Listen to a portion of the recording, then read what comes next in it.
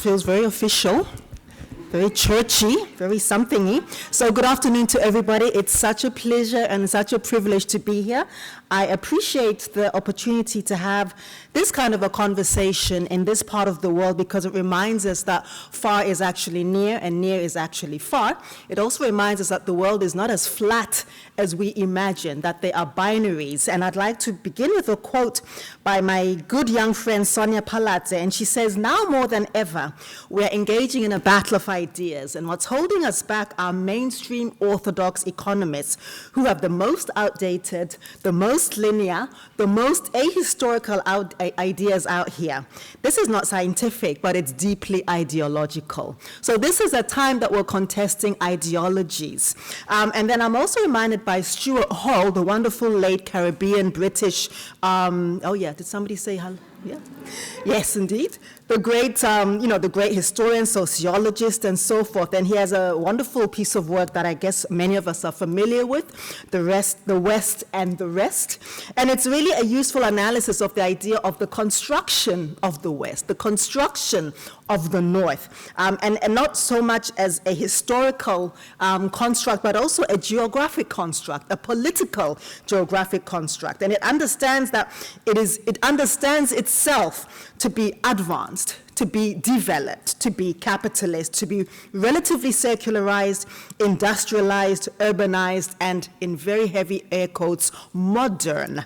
And this means that the West is primarily encompassed of these characteristics and imbibed within, imbibed with a kind of rationality and an inherent objectivity, free from corruption, free from the idea of failure, and free from the idea of the possibility that it might actually be wrong.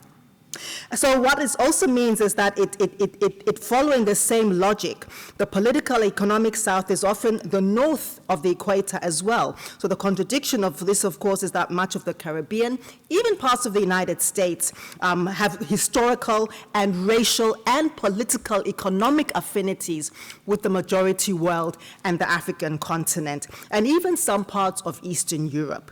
And then adding to this complexity is that we should understand that affiliation and this complex matrix of power also require us to know that the world is not a flat binary, but that we are in a series of contesting ideas and contesting realities, and what I would call contesting worlds and contesting universes, what we at the Global Tapestry of Alliance of Tapestries, Tapestry of Alliances, yes, that too, always call the pluriverse. There are many universes. There are many ways of being. And this takes us away from this notion, and I think it's a good lift-off point of when we say inequality, unequal to whom and to what?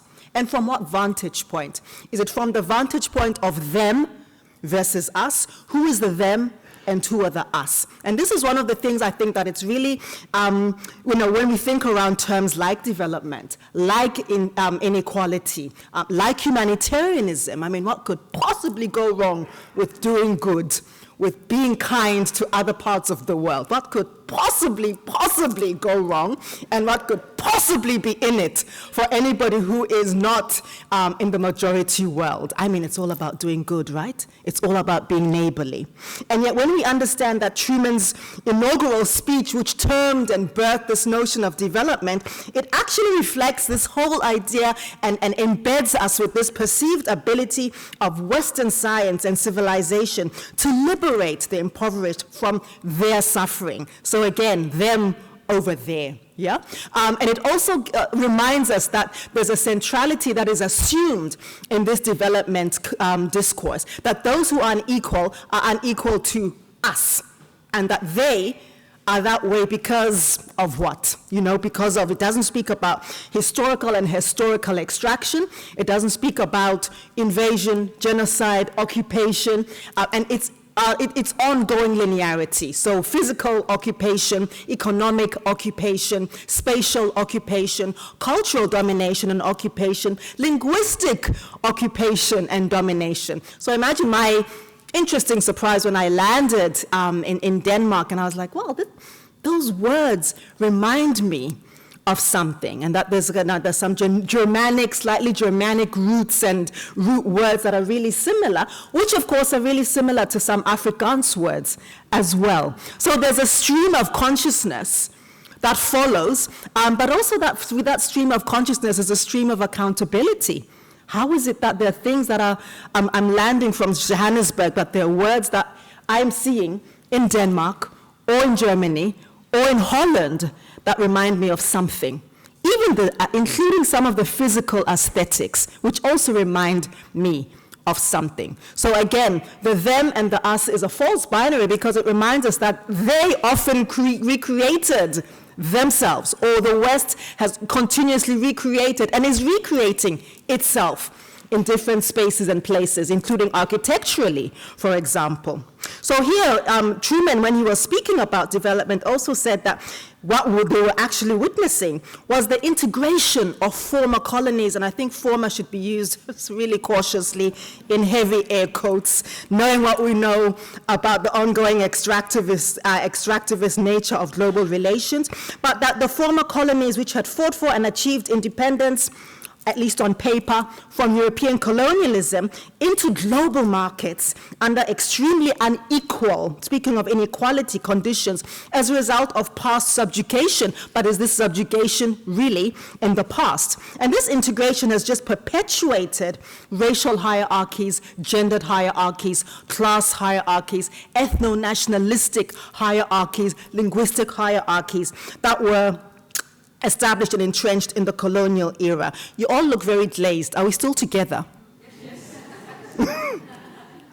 So this integration merely perpetuated these hierarchies, but it also meant that the ongoing extraction of cheap labor, resources, supported by an imbalanced global trade system that favors the minority world, is rooted in a colonial mindset that devalues the people of the majority world, and it devalues them in an ontological sense. It devalues our skill set, it devalues our languages, it devalues our culture, it devalues our ways of being, and it actually devalues our right to be. It links our right to be only to the service of a particular minority discourse, which says you're good enough to enter if you're going to do our building. And if one takes this as a microcosm of the way that the political economy of racial capitalism began in the first place, it was exactly on that level. It was exactly embedded in the notion that blackness and brownness was good enough to be extracted for labor, but not to have full citizenship and full humanity and full personhood. So what this also then reminds us is that there's this huge, this patriarchal system of white supremacy that's originated from ideas of Europeanness, ideas of the manifest destiny, ideas of the obligation and the right and this missionary right and missionary obligation to save. Remember what I said at the very beginning about what could possibly go wrong with doing good, right? With being helpful, right? So then, when we think around how the aid and development sector have then developed, have then evolved, they also are premised on the idea that progress can only be made by viewing the world as us and as them. And for any of us who have worked with INGOs in the humanitarian sector, either as full-time employees, either as consultants, either as board members, or either as friendly allies and oftentimes critical friends, will appreciate that it's often quite disturbing to see the ways in which that sector as a whole, as a conglomerate, is more of an industrial development complex rather than a constellation of people who have divested themselves of their sense of the right to be right and the right to be white. Because in order to practice radical allyhood and allyship, one has to divest themselves of the right to be white. What does that mean? The privileges, the sense of positionality, the sense of this way or the only way, the sense of us, them over there, and us over here, the sense of the center versus the periphery, and who is centered and who is peripheralized. And we have to also, I think in this, it's important to then acknowledge naming. So this categorization of the North and South, it's really imperfect, and I think that's why many people are using the majority world and the minority world, which is also imperfect, but it's less imperfect, yeah? And what it does, it proposes that with a deliberate defiance of these classifications, because when we speak about a majority world, it reminds all of us that in fact most of the world is non-white. Most of the world is non-European. Most of the world is not of European descent. And most of the world is self-sufficient, self-sustaining, and very sovereign, give or take the helpfulness in all of its forms. So when we think around as well this idea of a uniform or superior northern culture, and of course even within that, that's problematic, because even within that there are binaries, there are constituencies, there are differences, there are distinctions, there are different statehoods. I mean, Germany is not Denmark, Sweden is not Norway, so even within these constellations, it's unfair to speak around this notion of a blob of personhood, and yet this is exactly what the industrial development complex does. It blobs Africa over there with the fly in the eye. Oh, those poor, poor people, right? Let's send them some pot noodles that they don't like, some baked beans that are expiring, and some shoes that don't fit, because, oh, poor, poor people. Bearing in mind that for every dollar that leaves this, the African continent, several others are extracted. So this whole idea that, the inequality is given rise to, and that the West must help. This must help. It has also then, brought into place a kind of cognitive superiority, a kind of cognitive power, a kind of cognitive meaning making. That again situates the majority world in a state of perpetual victimhood and otherness, rather than fully imbibed humanity and personhood. And then this also falls again into this realm of us and them, center, periphery, the interior, and the outskirts. And in the context of inequality studies, which is what we're talking about, we seek to challenge this assumption. And these categories also serve as a reminder of their usage. So Global South encompassing people, places, and ideas that have been excluded from the dominant narrative of so-called modernity. I would prefer to call them the unseen, the unheard, the unvoiced, the unimportant, who cannot be known and who supposedly do not possess autonomous agency, except that which is bestowed upon them, perhaps at Davos, perhaps by an INGO, perhaps by some humanitarians with some pot noodles and some baked beans that nobody actually asked for. So in order for humanitarianism and the idea of really ending inequality to live up to any of its promises, and I have low expectations of that, it's also then useful and necessary to name the existing power imbalances and to name why there's an advantage to the minority world to elongating those power imbalances. It also refers to the belief in promoting. I believe that this means that we need to promote the well-being and dignity of all individuals, which is where my work in well-being economics also comes into place, and moving away from this notion of the need to help and the need to assist in times of crisis or emergency, which is invested and rooted in a sense of the real crisis and the real emergency, which is neoliberal capitalism, right? That's the real crisis. And when we think about COVID and COVID-19, what was that if not an implosion of many other implosions? A pandemic upon many other pandemics. The pandemic of structural adjustment, the pandemic of austerity, which has beset the world to different degrees, the pandemic of privatized public services. This morning our colleague was telling us that it used to take a day for a letter to be posted from one end of Copenhagen to another, and now it takes a week, and it costs as much as a train ride or something ridiculous, right?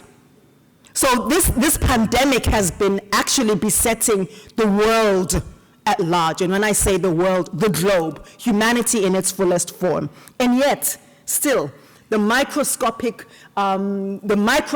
view of those poor ones over there. Why would that be? And I think when we think around this, industrial development complex, it actually contributes far more to the harm and the violences that are inflicted upon the very individuals that it's supposedly helping. And take it from me as a woman from the majority world, how unhelpful it sometimes is, or often is.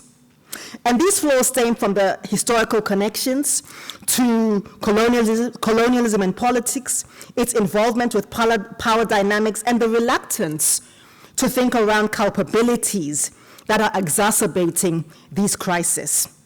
So I'm moving to the piece on decolonial feminism in my last few minutes, because I think that this is one of the best instruments that I have found so far that helps us to emphasize that not only recognizing oppression is not sufficient. I think anybody in this room can name it from whatever vantage point, but we must dismantle, firstly, cognitive senses of imperialism, this right to help, the missionary sense of humanitarianism, which then overplays and replays and reignites itself in our politics, in our international economics, in globalization.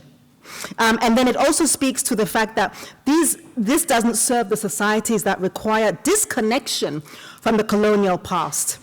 And in fact, decolonial feminism compels us to critically examine global development initiatives through a lens of healthy skepticism and attentiveness to the broader dynamics of power.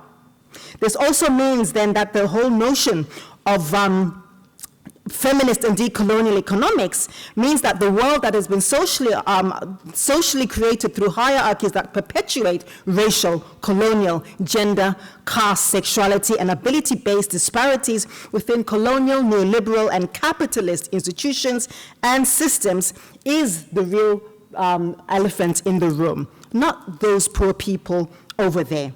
This also acknowledges the ecological deterioration that we're witnessing in climate change, and adopting a feminist decolonial perspective entails acknowledging that the reality is that of life is black and it's brown, it's feminine, it's working class, it's queer, it's people with disabilities, individuals experiences, and we need to rehumanize all that has been dehumanized in our society. This very lovely lady is approaching me very ominously, so I'm going to leave the stage, and we'll continue during question and answer. Thank you.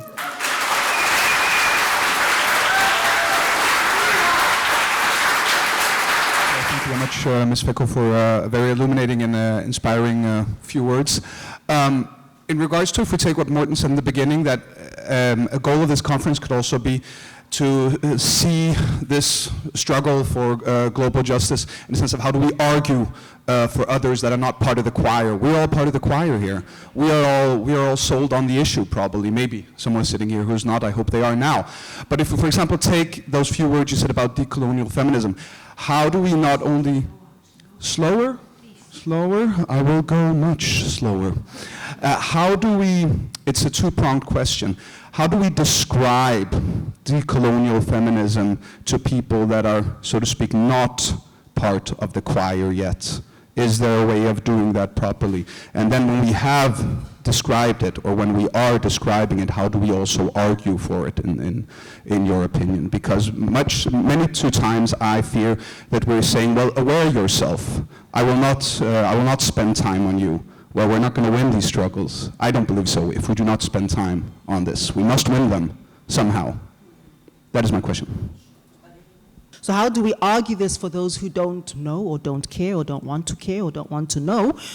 We argue that basically we are the net investor and the net to the world, black and brown women, not only in this era, but historically, from the era of this transatlantic trade and African people. We have donated and continue to disproportionately donate our time, our skills, our well-being, and oftentimes even our lives to the rest of the world. And what would it actually cost an economy to give this back, to repair this? And in some of my other work, I'm beginning to speak around reparational economics, especially around this, precisely on this note, to name it. I mean, billions and billions. The scholars, some of the numbers can be a bit sketchy, so I won't cite the scholars because, yeah. But I mean, billions and billions of dollars, which is due to different communities because of the work that they have done, their communities, their lineages, their foremothers, to the current economy. And for me, it's as simple as what we are owed is almost irretrievable, but it must be retrieved, and who we are to this world. Remove black and brown women from the economy, and there is literally nothing left. Gorm Gundersen, how do we free the land? How do we make sure that the people who live in the landscape have access to the land that they inhabit? I know from Danish colonial history that once the Virgin Islands were sold off to the United States, the US citizens were free to buy all of their land, and now the locals have no land available.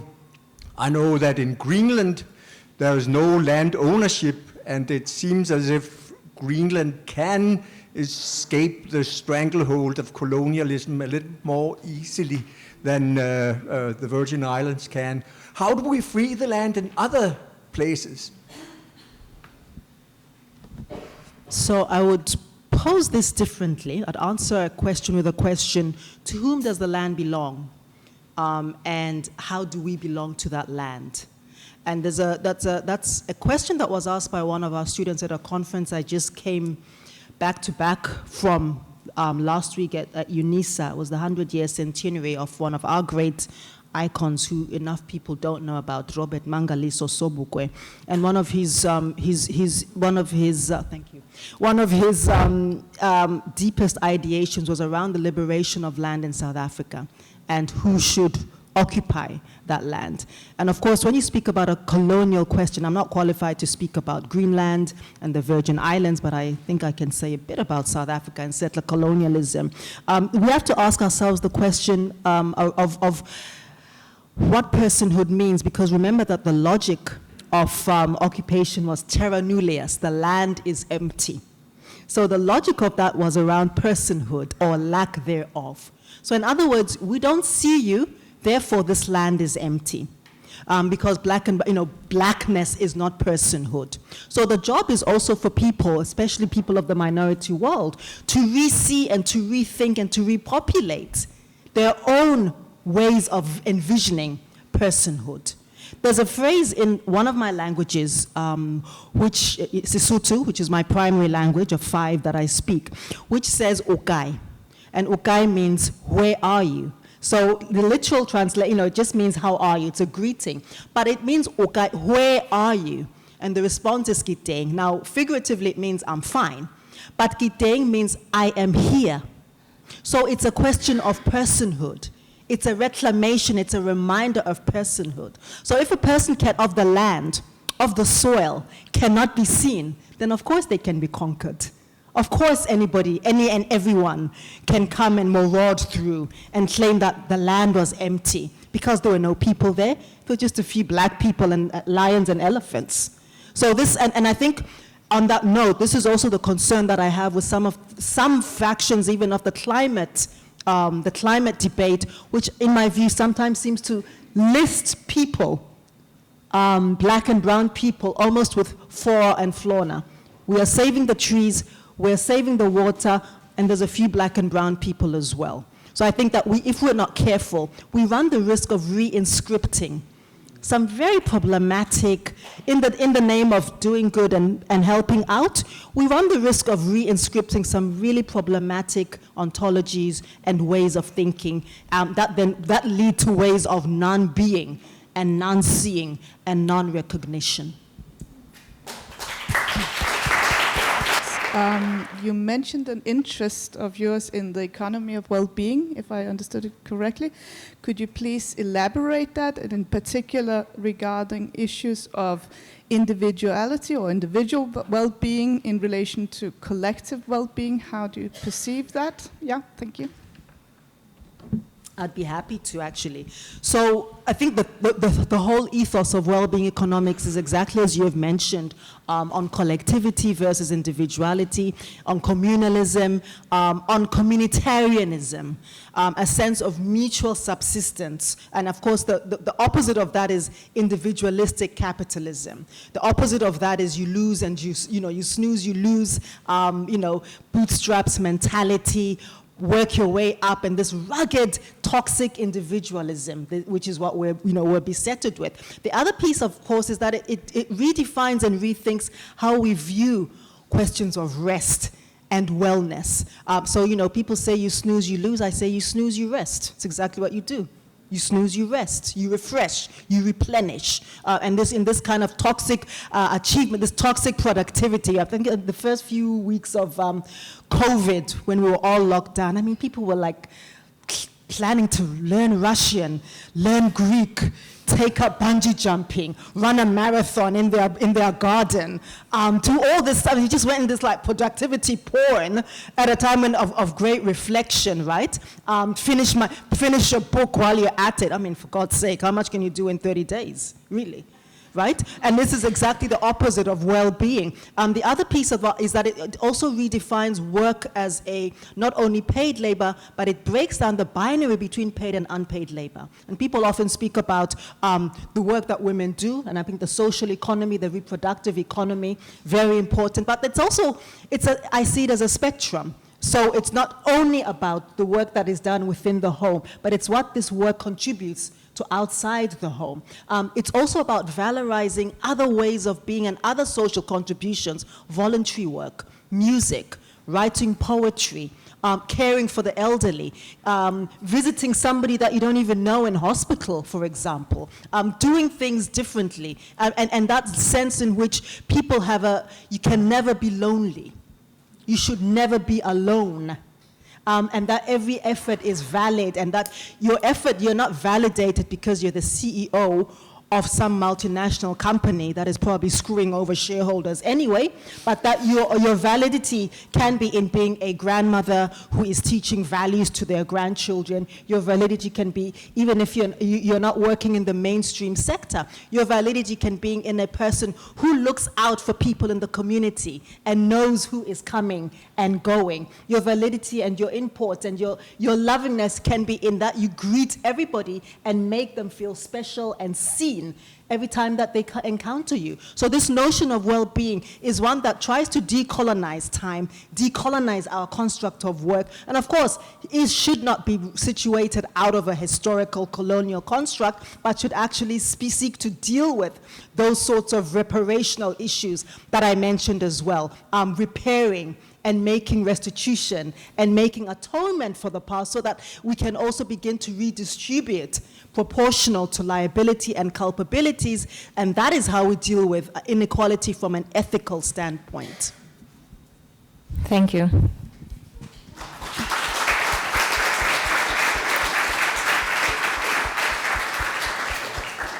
So I think this will be the last question we have time for.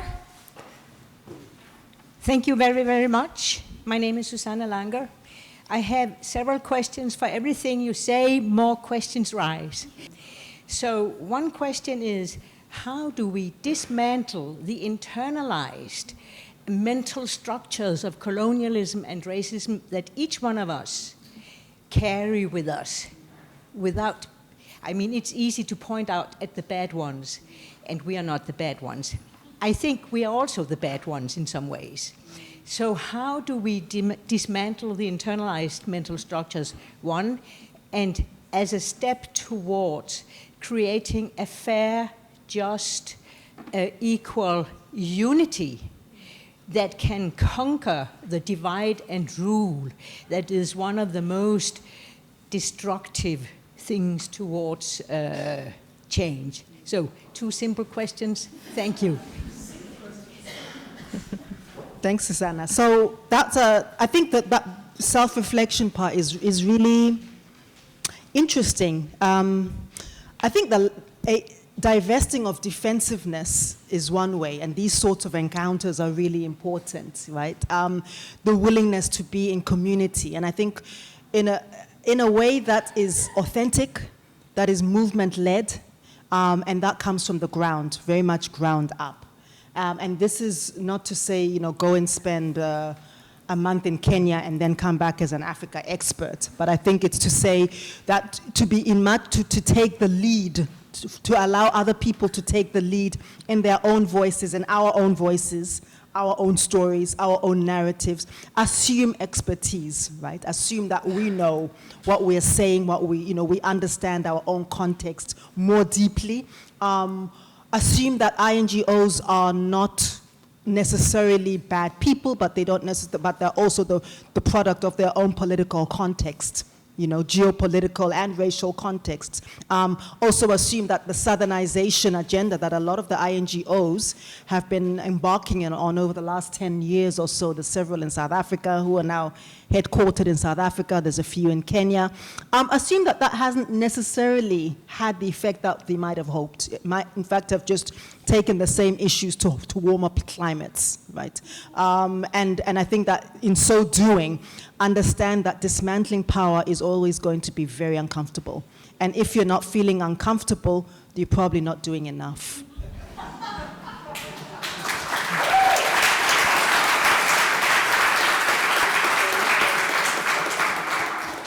Thank you so much, Lebohang. We will now go on to the next presentation and redirect our focus a little bit more nationally towards Denmark, because the next presenter we have here is Christoph Ellersgaard.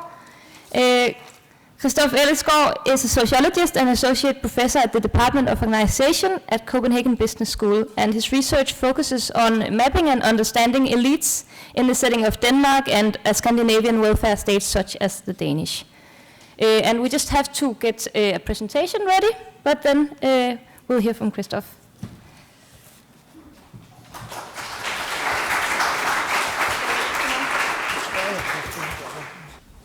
So thank you for inviting me for this, and I hope I can make us a little bit uncomfortable by trying to dismantle power. What I will try to say something about today, and this is a very, it's actually almost the perfect scenery for it, is how elites look in Scandinavian countries today, and both how they were successfully challenged by social movements with red flags calling for more, at least internal equality in the country, but also the pitfalls that we may learn from this process that went on, and how this has created a power structure that, while it includes perhaps a different group of people than it does elsewhere, also still reproduce the 1% and the wealth of the most established Danish families. And actually today we're not even going to talk about the 1%, but the 0.01% in Denmark, pretty precisely actually. So what I'm going to do is I'm going to talk a little bit about why or how I view power and power elites. And I'll tell you very shortly what we did to identify them in Denmark, mostly just as a short introduction for you to know what I'm talking about. Then we're going to look and see who's inside the power elite, and there will be few surprises there. And then there's questions and discussion. So, basically, whenever we talk about power, or I talk about power as a social scientist or as a scholar, we always end up in some sort of confusion. Because depending on who you ask, people are going to define power very differently. So power can be defined as coercion. I am able to make you do something you don't want to do. It can also be seen as agenda-setting power, who's able to actually decide on what is on the agenda, of course, using ideological power to manipulate can be different. You can also simply be so powerful that you deter others from challenging you, what we typically talk about as the structural power of multinational corporations, for instance. And lastly, also the power of subjectification, as we just discussed, how we are all embedded in these long-term institutional histories of colonialism and patriarchy that affects all of us.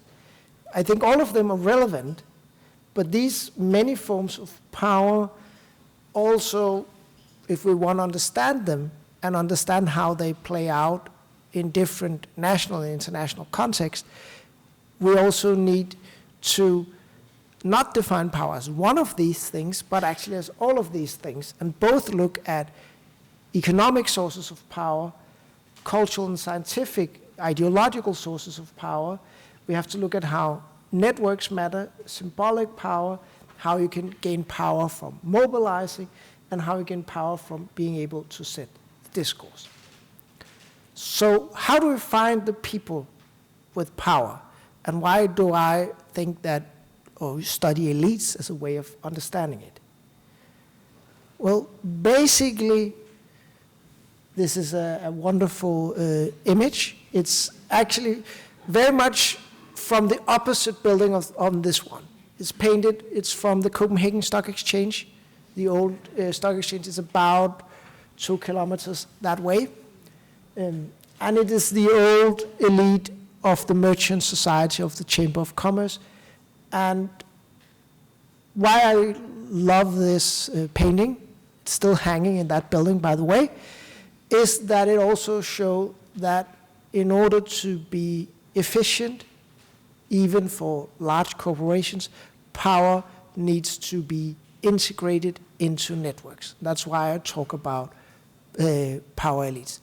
Power typically is created in alliances between different groups who wield different forms of power, but also that through this integration, these groups also create these strong long-term alliances where you also have to be solidaric within the 1%, which means that in order to get access to these rooms, you have to accept that those who are there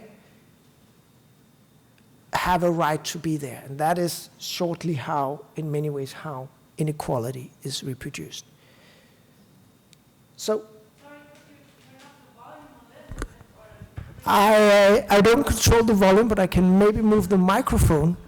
So you can, do you hear me better now? Otherwise, I will just yell. So, when you study elites, and I'm sorry I only have this painting in this drawing in Danish, but I'll translate it to you. Basically, in order to work efficiently, power needs to be naturalized, which means that we will not recognize people who hold power as necessarily being powerful. Therefore, the word elite is really contested. And this painting draws from a kind of an ongoing debate that has been going on in both Danish and international media for a long time. Who are the elites? We of course also know that Donald Trump manages to portray himself as a non-elite individual, and here of course we have the upper class lady with a pearl bracelet pointing to a member of the cultural elite here in Denmark and saying, oof, you're elitist. And what we try to do in our work is actually to try to see how can we reclaim the word elite and actually tie it to the power structures in society, so it doesn't just become a label we can put on each other and be part of a political struggle, but where we can actually say it's these people, it's these mechanisms that work. In order to do so in Denmark, we collected a lot of data. I'll not tell you a lot about it, but we basically identified all potentially powerful affiliations in Danish society, 5,000 of them, with 56,536 positions in them, held by 37,750 individuals. So that's 1%, actually. That's about 1% of the adult Danish population who is in my data when I try to analyze the Danish elites. But we looked at people who were sitting on the boards of state agencies, of universities, of political parties, of foundation boards, of large corporations, in different leadership networks and social clubs, even those who come at the events held by the King and the Queen in Denmark. So if we look at those who enter the same room as you saw with the painting of the pretty middle-aged white men with high hats just before. What we then did with these people was we then tried to identify who are the people who are indispensable in this network. So very briefly, we made an entire network of the 7,000 people with more than one position in the network, and we found a core of around 400 people. That's the 0.01%. It's about 1 in every 10,000 Danes that are the white dots here that are integrated in this network. There's actually really two important points I want you to take home with you. And the first is actually this number, that even in a society that many people perceives as a model democracy, Francis Fukuyama famously says that the goal for every country is getting to Denmark. We can hopefully, I'm not going to defend that, I'm just going to use it as an example. Even there we can identify a very small group of people, they could almost be in this room, who are really the key players. The second, of course, what types of interests do they represent? We'll come to that in a moment. I just want to show you how a network of a 0.01% looks. This is also the chairman of the board of Copenhagen Business School, so it's not completely a coincidence. It's also very much a representative of a Danish power elite. He's the director of a union-controlled pension fund. And he has this, in this illustration shows 19 different affiliations he sits in which he meets with other elite individuals. Hopefully I just want to give you a sense that this is a set of repeated encounters with other elite members. Now, let's look inside this group and see what types of power actually matters in Danish society.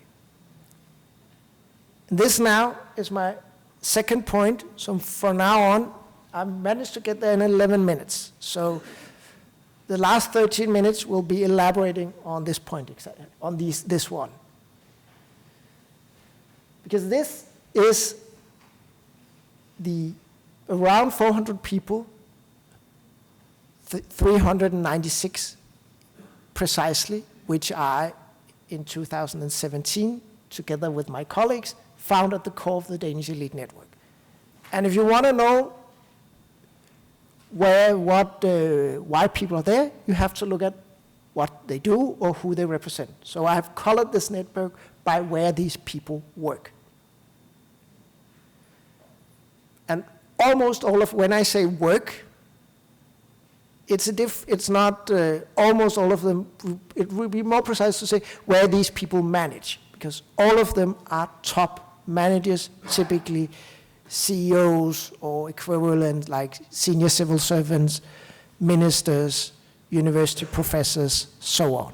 Let's look more at how, which forms of power is represented. And in Denmark, more than half of these people at the core of this elite network represent large corporations.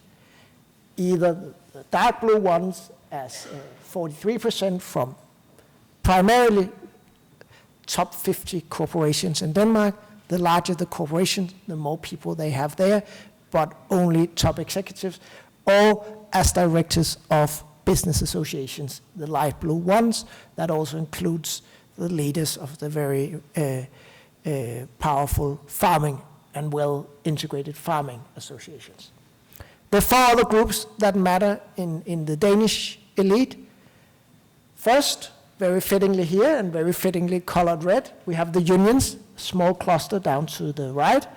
And then we have the politicians, all from the centrist governing parties.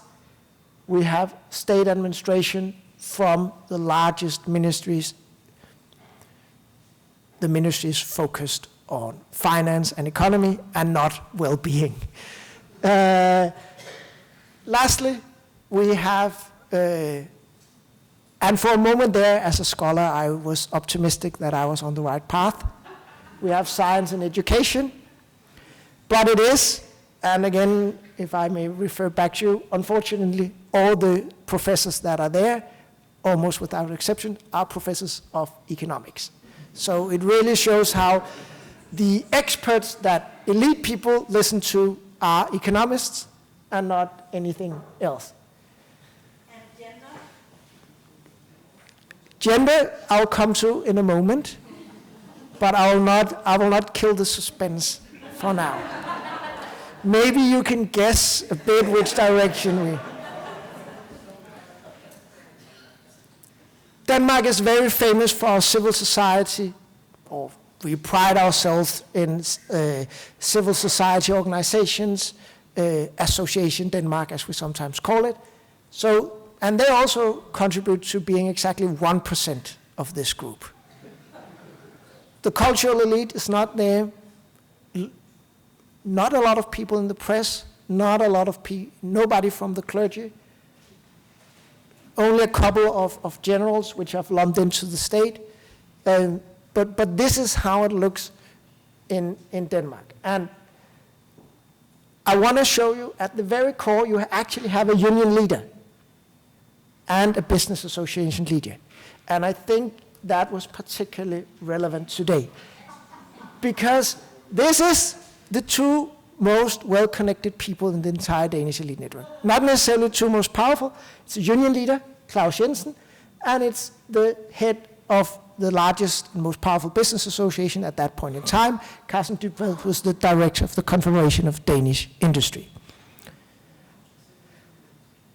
And what they are also shared in is that they also negotiate our standard-setting collective bargaining agreement, and basically what they're also inscribed in is this idea of a competition state where nobody should get bigger raises in their wages than the employees in industry, because that will hurt our competitiveness and mean that our huge trade surplus would be a little bit less. So inside this very model, this very network is also the idea of Denmark working as a state, competing with other states and having to do industrial export. And the union leader who gets in there, who becomes the union leader, who is always invited, is also the one that can deliver on that vision of, probably also a technocratic vision of, or even a statsresort of the Denmark. 2 more points on this picture. One is Claus Jensen, the union leader, the guy massaging. He looks very charming, so you may think he has a great network because he's a great networker. That may be the case, but when we did the study 5 years before, it was also the leader of the Danish Union of Metal Workers. That was the most central person, but Claus had replaced him a couple of years later. So this is very much tied to institutions. It's tied to the particular organizations and how they're positioned in the Danish political economy. I also just want to mention Carsten Dybvad, just to show you the power of the Confederation of Danish Industry. He was recruited when he was the permanent secretary of the state, of the Prime Minister's office in Denmark, the most powerful positions you can have as a bureaucrat. He had also been permanent secretary in the Ministry of Finance. So extremely well-embedded person, also through his career history in the state as well. Now, I said to you, Claus was charming. I just want to compare his network to another union leader, Dennis Christensen, who was very prominent in the press. What was interesting here is the union leaders who were prominent in the press were not prominent in the network. So you have to play the game of what we call quiet politics, based on the work of Pepper D. Culpeper, to really be embedded in this network. If you make too much noise, too much activism, then you will not find a place in this network. I actually made this point already. The organizations there are extremely stable. This here is the two networks from 17 and 12, and you see the distribution of sectors, how they're integrated is exactly the same. Now, to the point. Some people would suspect that these would be middle-aged white men, and if you think that, you're correct. Average age is 57. Almost all of them are between 50 and 65 years old. This is the ethnic diversity of the Danish elite. It's an Australian, a Finn, a Pole, an American, and a Norwegian. We have to remember that around 6% of all Danes come now and have a non-Western background. They constitute 0.0% of the Danish, 400 people in the Danish power elite. There are also men. Number got a little bit up in 2017, but women still are around a quarter of these people. They actually also redistribute pretty much a group with a very exclusive social background. If you're mentioned in the Danish equivalent to Who's Who, which is called Kraks Blå Bog, your chances of being part of the power elite is 75 times higher. Not 75%, but 75 times higher. So this is very much a group where very few people with working class origin also enters. Some also enter from the upper and lower middle classes. And it's also not just a group. I've shown you a very strong network, but it's also a group that is very concentrated in the capital area, and not only in the Copenhagen area. If you look at where we are now here, if we move in this direction towards Nørrebro, we will not encounter an elite person for the next 3 kilometers. Whereas if we moved in this direction towards Østerbro and Hellerup and Charlottenlund, we would very quickly increase our chances of meeting elite individuals quite dramatically. These people pay a lot of money to live in the right houses. Notice, though, that they prefer kind of modest houses. It's actually not generally the people. This is the road with most elite per meter. You can see it up there. But you pay a lot. A place like this costs 27 million kroner for a house that has to be completely renewed. But you also get the right neighbors. 2 more points. We talked about the role of economy before. The most important education for these people is exactly as economists. So these are people who are schooled in neoclassical economy and think in that way, and that's quite dominant here. If not, they are trained at Copenhagen Business School, unfortunately not very often by me, or in law or political science. Not only that, but we can also see a strong overlap in that these people have the same careers. They have careers in the same large organizations. So in every way almost you can imagine, this is a very homogeneous group of people who are extremely alike. So what I wanted to end with today was to talk a little bit. First, when I started doing this research, this was actually where I ended my talks. And usually people ended up just having their worst fears confirmed, and secondly also somewhat depressed. So we've also tried to say, well, how can we, in a sense, challenge this and ensure a more democratic society here? So what I've tried to show you now is that even in a society that perceives itself as quite equal, there's very high concentration of power. And these elite networks are dominated by large corporations and basically the key actors in the economy, and they have established alliances with some of their challenges. So unions were not part of these networks originally, but as they rose to power, they have also become integrated or embedded in these networks. They have gotten some concessions, but they've also have to adapt, find a way of living with the established elite groups. I've tried to show you how these people, almost all parameters, from social background to education to where they live, to their gender, ethnic background, are very alike. So the risk of groupthink in this group is extremely high. And there's also, in these networks, a very high degree of overlap between economic power, political power, and at least some parts of ideological power. And that leads to groupthink, that businesses, elites don't see what's coming. It leads to this closed group. It also leads to what we in Danish call the confusion of hats, which is basically lack of that you have different types of industry. And regarding your point on corruption, you don't need corruption if it's just the same person making the decisions on behalf. So we have, through the network, organized us in a way where we call it a more sophisticated form of corruption. If it's the same person, they cannot be corrupt.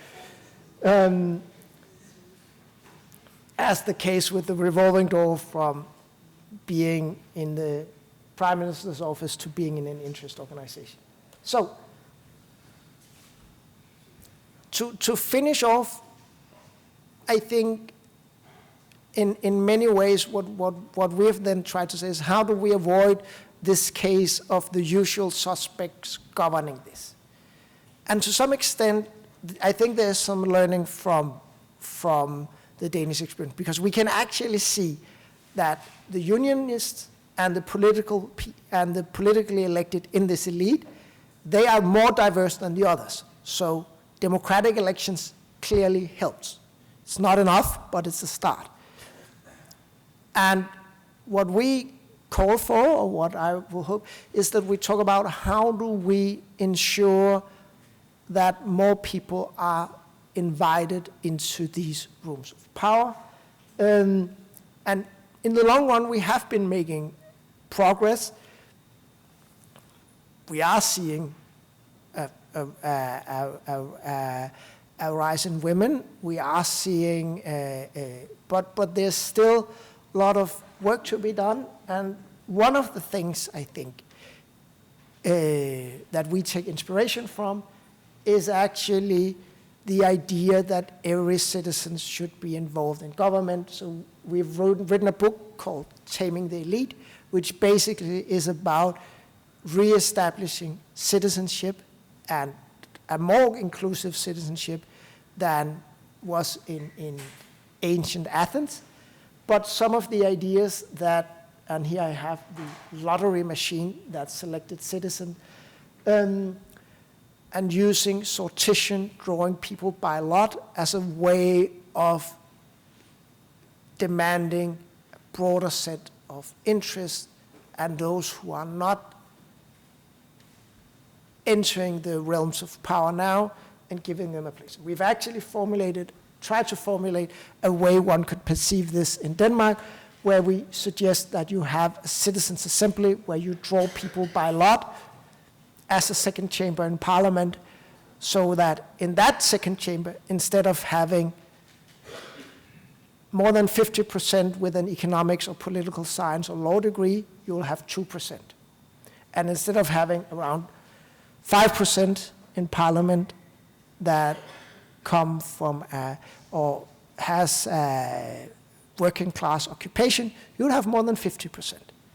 And I think one of the challenges of us today is to try to identify ways in which that we can find citizens' assemblies, and one of the challenges of these citizens' assemblies is to figure out who are the citizens that these decisions and the affect, and should be part of the democratic community that is able to make these decisions. So I hope we can perhaps discuss that later, but for now I'll say thanks for your attention.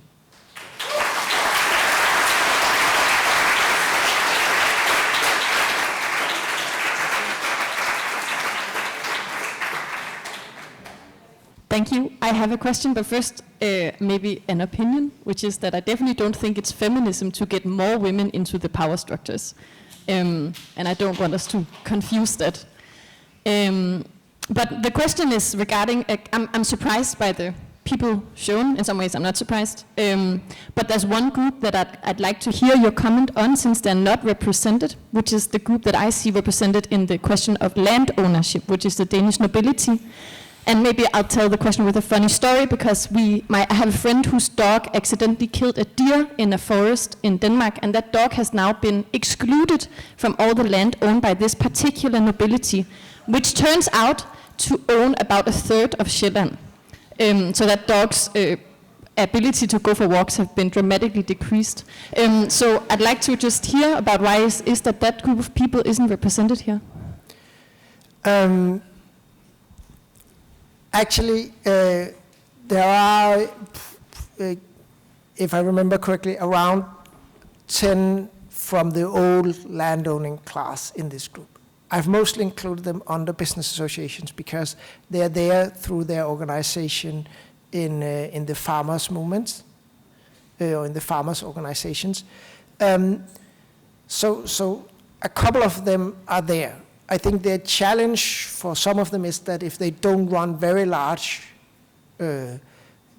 corporations or organizations, they're not necessarily invited in. We still see them kind of below, but some of our largest landowners are there, but I've either included them as business or business association based on where they have their position. But that's also a very huge overrepresentation of that group. And the farmers in general are really well embedded in this, and now for when we say farmers in Denmark, it is of course maybe very imprecise, because we're talking about a group of around 5,000 people, so 0.1% that controls more than half our land. So overall, and with the farmers' movement here, I have not mentioned that one of the major political parties here is very, very embedded with the farmers' movement as well. So, and perhaps even several political parties now integrated with different fractions of the farmers' movement. So, the landowners in Denmark, in general, both the farmers and the old aristocracy, are extremely well organized, and they are actually also, they have strong connections to the Confederation of Danish Industry through the slaughteries and dairies. They have strong connections to the financial sector, and they are anything organized, extremely well organized, and not at all as a sack of potatoes, as Marx once described the organization of farmers in France. But they are a very, very effectively organized class. With regards to people's citizens' assemblies, that I see them as a really, really good alternative to creating an inclusive democracy. I know in Belgium they have a chamber where there's a citizens' assembly, and they're given certain issues to work with and vote on, and those that the citizens' assembly decides upon are implemented in the government. In Denmark, we've had a citizens' assembly, but the government itself just said, "Oh, how nice," when they finished and didn't implement anything. So we need a citizens' assembly with a binding mandate. But how do you see a citizens' assembly working in the Danish government in a way that it really can be implemented and have an effect? That's what I'd like to ask. Yeah. So in our book, what we propose is to have a citizens' assembly that actually works as a second chamber. So they have to approve all legislation that is passed in Parliament, or at least they can decide on whether or not they want to approve it, because some legislation in the Danish Parliament is like what we call like house cleaning, closing a loophole in the tax law or something like that, which you don't necessarily need to discuss. They should also be able to make proposals themselves and formulate that. Our imagination would be that you would have 300 citizens drawn by lot, probably 150 drawn every second year, so you have a kind of a moving group, and a period of serving of 4 years. And that it's a civic duty to do it, just like a military service, so nobody can get out of it. But I think actually this is just one, ideally for me, we would also have this in municipalities. And perhaps more importantly, we would have citizens' assemblies also select people to sit as public representatives on corporate boards. Because I think what I've learned from working with these networks is that, especially actually in the Danish context, very much of policy and political decisions, of course, happens outside of Parliament. And for instance, in the labor market sphere, in public-private partnerships, and all these sort of things, that means that, for instance, now in Denmark, we have become increasingly economically dependent on the success of Novo Nordisk. Novo Nordisk is currently controlled by a foundation board of 6 or 7 people who just selects their successors, which means that there's not even shareholders in Novo Nordisk who selects them. It's just basically people who self-select and become, speaking of a new type of nobility that just keeps on controlling huge amounts of resources. And it's quite astonishing actually to take the example of Novo Nordisk. We actually have a firm that is foundation-owned that could say, we want to produce medicine that is accessible for all people. We don't have to make a profit. It's a foundation. Yet still, it is still run like a corporation that wants to make huge profit and create huge returns for the investors they do have, but the majority of the voting rights is held by a foundation who could decide to actually free them. So it also shows that it is important to get people who represent the general population into all of these decision-making for us, and not just Parliament.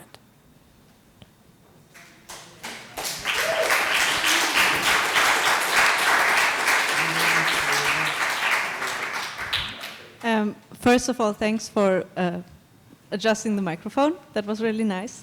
I have a question more directed in like a vision, because I think this sounds like a proposition that will definitely like create another like more democratic source of power that might be able to like counterbalance these networks, but not necessarily dissolves these networks. They're still going to be there in this idea.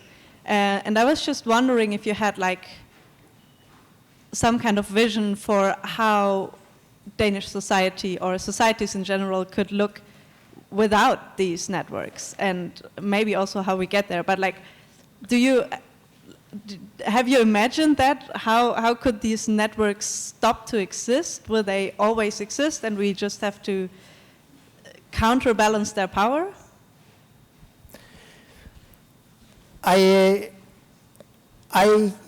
Perhaps I'm a bit pessimistic in the way that I think that we have a few archaeological, historical examples of societies where it's hard to identify elite groups or concentration of power. I think it's perhaps difficult to. I encourage other people to, I also like to think about myself. I don't think I have an answer right now. But I actually also think that perhaps we also have to actually understand that this is not necessarily either or. We've actually managed to, if you look at the long run, and for instance what has happened as a result of calls for more democracy and more inclusion, especially at around 100 years ago, for instance, as part of the processes that has created this very room we're sitting in, that you can actually be successful in taming the elite. My worry in Denmark right now is that the movements who set forth in doing this got perhaps a little bit of the way. And then they stopped, and now there's kind of an imagination, a very unhistorical imagination that some people sit down and now have kind of designed the ideal democracy, and that is Denmark. Sometimes that is how it's presented in the general public. Whereas for me, I think we have to. The story I want to tell is that people have managed to tame elites somewhat, but there's a lot of more work to do. There's still, and the problem is that for the last 50 years perhaps, we have kind of said the elite is tamed, so let them run wild, and then they've become rewilded in a sense. So I think we have a huge challenge now also, which we have seen as the rising inequality even within our own society here. So instead of rewilding the elite, I would call for that we kind of try to teach it a lot of new tricks and really domesticate elites much more. So now we move on to the last speaker before our break.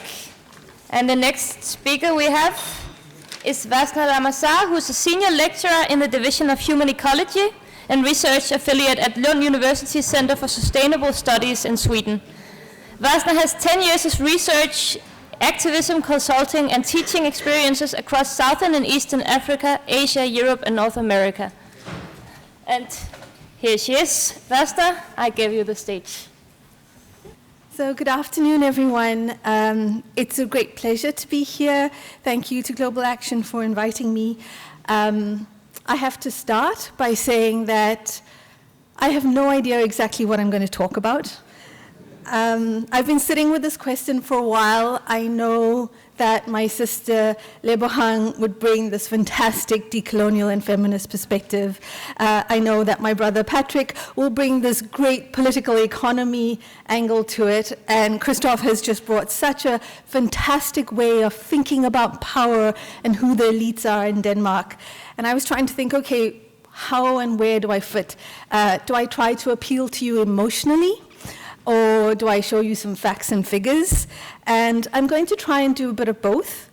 I'm also going to try and situate what I say a bit in line with sort of Lebohang bringing to us the this is what's missing, this is part of the problem structurally in terms of how we're approaching it.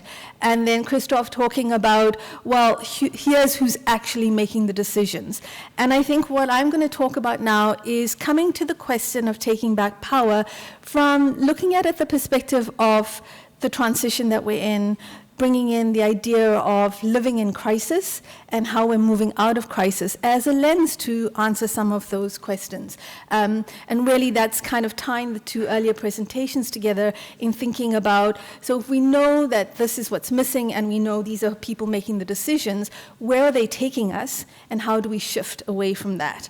And obviously, yeah, for me it's about the thing that we should be thinking about a just transition, and if we're talking about a just transition, there are so many more elements to that that are missing in the kind of colonial, capitalist, patriarchal, gendered, racist society that dominates decision-making in the world.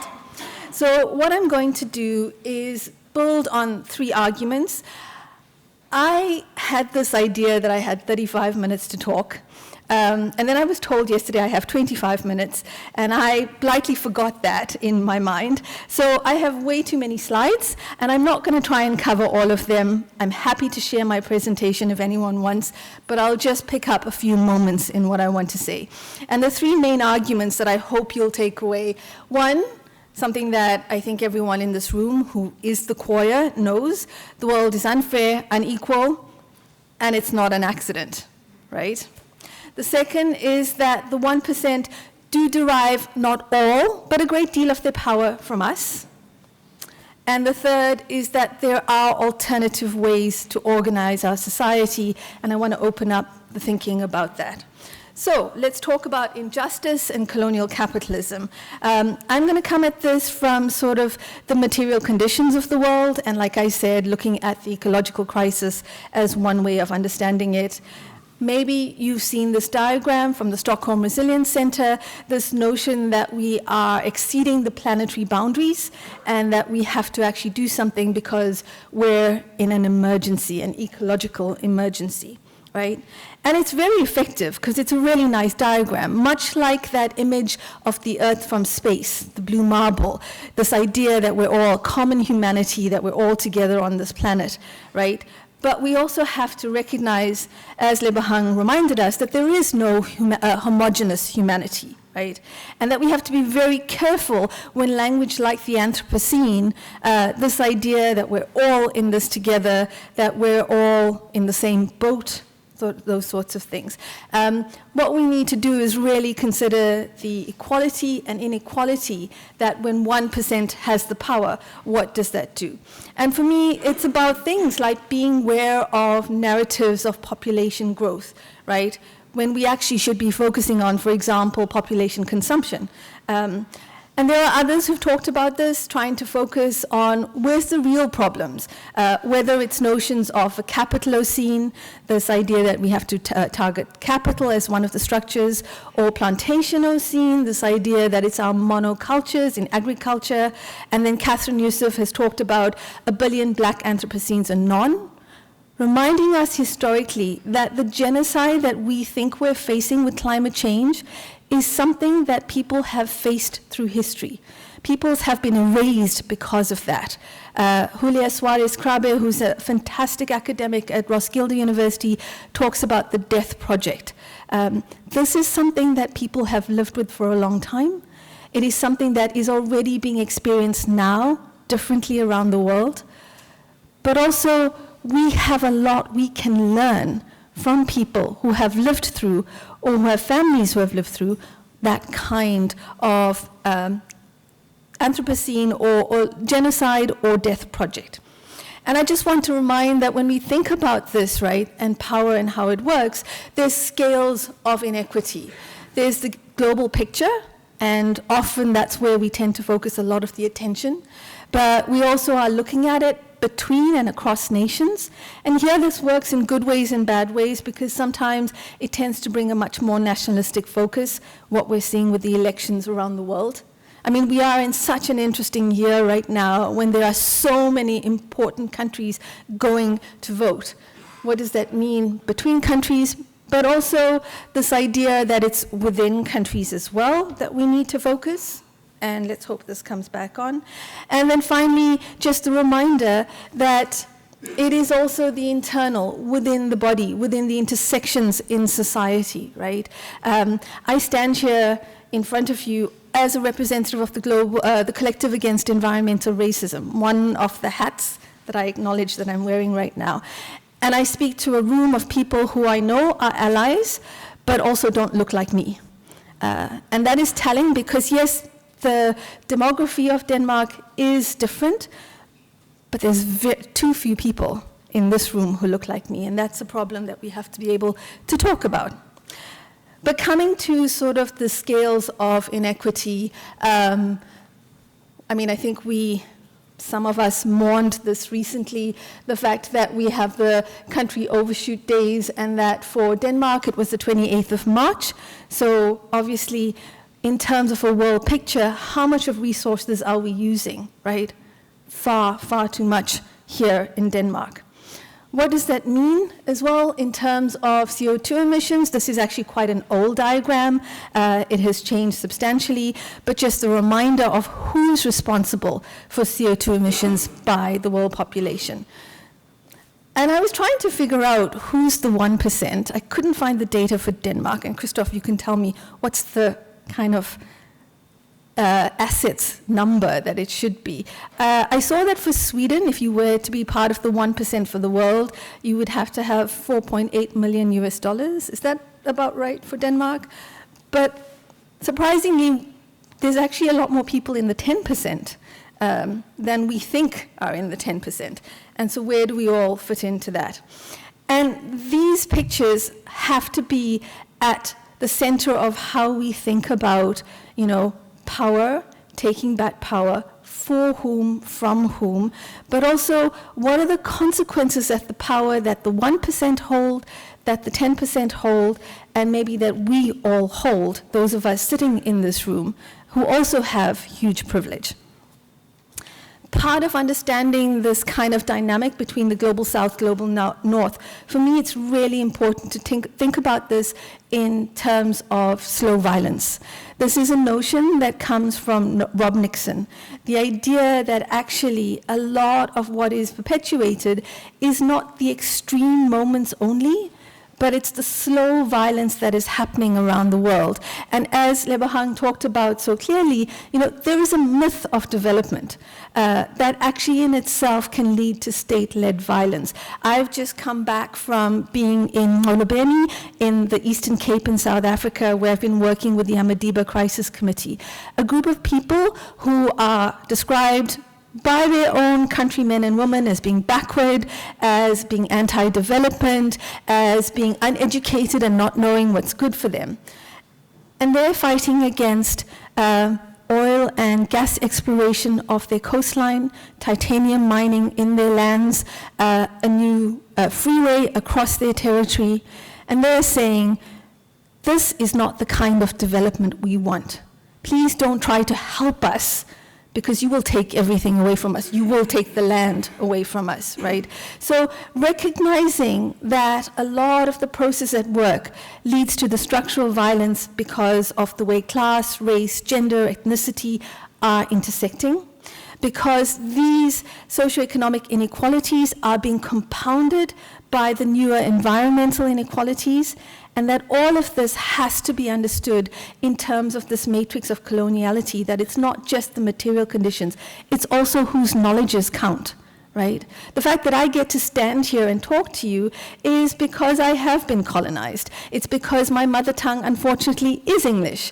And so that gave me an opportunity to move from where I was in South Africa, apartheid South Africa, to study at some of the best institutions and to get a job at a highly regarded institution. There's a matrix of coloniality that we're all embedded in, right? And part of that is also to recognize that some of those structural dynamics really are working through this military-industrial complex, or Lebohang talked about the development-industrial complex, and extractive capitalism, right? So understanding the role that the Danish state has as a capitalist state is part of also how we need to think about the figures and the data that Christoph showed us, right? Who are those elites working for? Are they actually working for you and I? Or are they working for themselves and a broader capitalist class, right? As I mentioned, this idea of the death project is also deeply entangled with the right politics that we're seeing that shift around the world. And that's something we really need to tackle. So slow violence, not just what's happening in Gaza, Congo, Sudan right now, but also what's happening around the world through this idea of how we relate to each other. And I talk genocides, but always we see these figures. This comes from Global Witness. Every year, the number of deaths of environmental defenders, right? The privilege that we have of our lives not being at risk, although we might be prosecuted and face police violence, but deaths being a real reality for so many people around the world. I want to move then from this injustice, which I think you all know very well, into just thinking about what that means in terms of circulations of commodities, capital, and power. And the first of it is that in so much of the work which is supposed to give us the solutions to climate change, to biodiversity loss, to inequality, the sustainable development goals, and so forth, are facing global governance capture. Right? Who's making the decisions? How do those political elites work?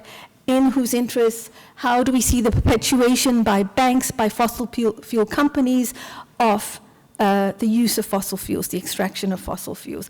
That's the reality that we are actually facing and having to deal with, right? These are the circulations of power that become so important, and capital that become so important in the world. And right now, we're sitting in this really interesting moment where we're talking about transitions, right? Recognizing that things have to change, that we're unsustainable, that what we're doing in the world is not working. I specifically wrote here green transitions, not just transitions, because most of the Green New Deals that are being put forward by the European Union, by several different countries, even what's being used in Denmark, is about a green transition that is embedded in a green colonialism. Right? We cannot ignore this reality. So when we tap ourselves in the back because, well, actually Denmark has reduced a lot of its fossil fuel use, we're missing parts of the picture. When we're advocating for and creating more opportunities for electric cars to be charged all over the city and all over the country, we're missing part of the picture there as well, right? So in Europe, some of the big challenges we have in terms of these transitions, the political ecologies of the far right. We know that politics is moving to the right. What does that mean materially? It means that we're also seeing issues around, such as climate change, actually being pulled off the agenda, as we've seen in Sweden. We're seeing nationalism closing down of transnational solidarity more and more, maybe not in spaces like this, but unfortunately, we are seeing it in trade unions. I work with trade unions a lot, and that is happening because they have to focus on their own battles inside. But we're losing something with the transnational solidarity. We're seeing a false dichotomy between workers and climate change taking place in Europe, real battles, when actually, ultimately, people are looking for what do we need to have a good life. And understanding that those agendas do overlap. And also tightening of import restrictions, which is making it even harder for countries in the global south to actually be able to trade, as they've been set up to do by sort of the structural adjustment programs. In the majority world, we're seeing that Europe is some of the top importers of embodied carbon. What we talk about is ecologically unequal exchange taking place. So we might not be producing it here, but it is being produced for us. Right? There's the scramble for critical rare earth minerals that is leading directly to the kind of violences we're seeing in Chile, in the Democratic Republic of Congo. We're seeing labor violations, child violations, all associated with that. And then we're seeing even things like balsa wood and deforestation as another example. Wind turbines needing a particular type of wood. Where does that come from? Someone else reminded me the other day that our critical need for sand is actually being run by illegal mafias in India, putting people's lives at risk so that we can have silicone for our microchips. There's so many elements of how we are connected to each other materially that we actually don't think about in our everyday life, right? And I think that we need to start thinking about this very seriously because, yeah, we're not in the same boat, but we are facing a crisis together and we're perpetuating a crisis together. And I just wanted to give this reminder to you that too often people talk about equality. We give everyone the same thing.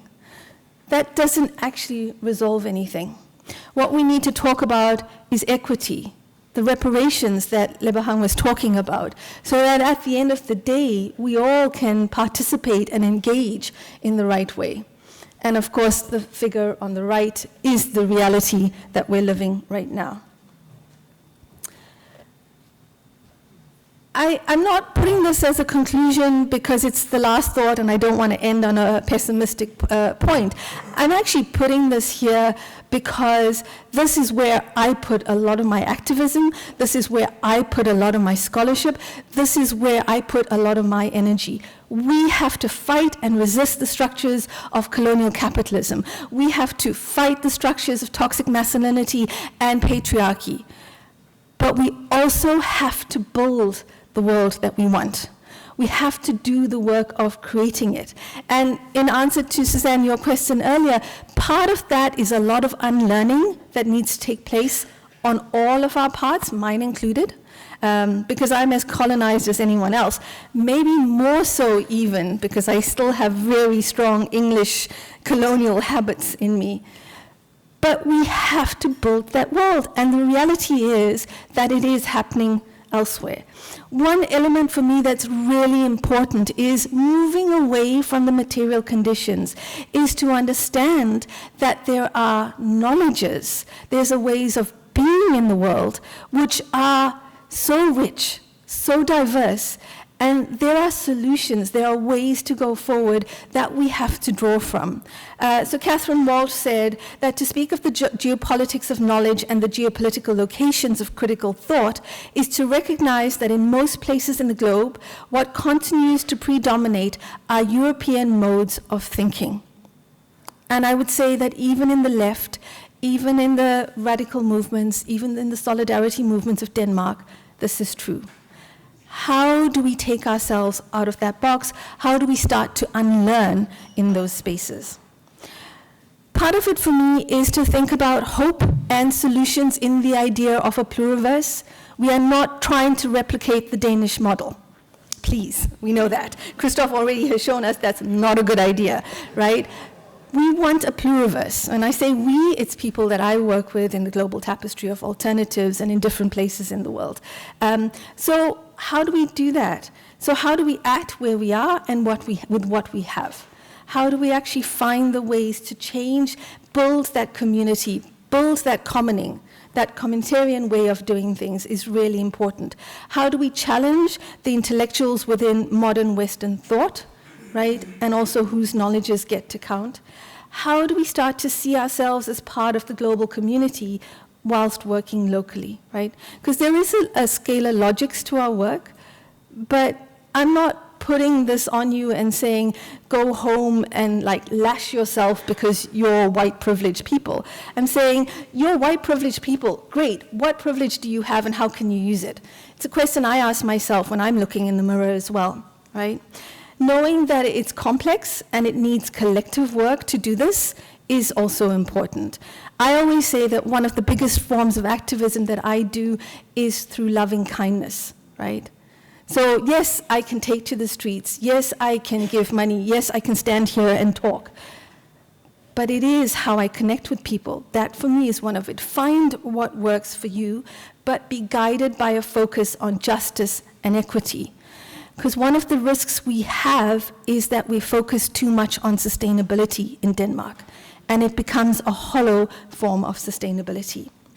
And then finally, to work for the possibilities of what academically we think of as prefigurative politics, but really it's the idea of there is hopeful things. How do we build that? And these are just some of the hopeful processes that I'm part of, groups, movements, thinking that is really trying to change the world. And I will give a shout out to Sina and Michelle, the Degrowth Festival that they have organized, being one of those spaces. Christoph talked about the imagination and storytelling, another space that's really important, right? How do we tell different stories about the world? And how do we share different stories about the world? So I'm just going to run through very quickly. Cooperative Jackson in Mississippi, Jackson in USA, doing incredible work of solidarity economies, right? Doing this in a very poor African American community. Or groups like Disgrasa in Lisbon, Karganomia in Budapest and Hungary, finding ways of having commoning, right? Having collective and community projects that are good for the environment and also for people's health and well-being. There's so much in Africa. Don't forget that we've been having these struggles for a long time. There is so much in Africa, right? Some of the leaders, Wangari Maathai, Ruth Nyambura, Lebohang Diapolo Pheko, Nonhle Mbatumba, others, and the movements they're part of doing great things, right?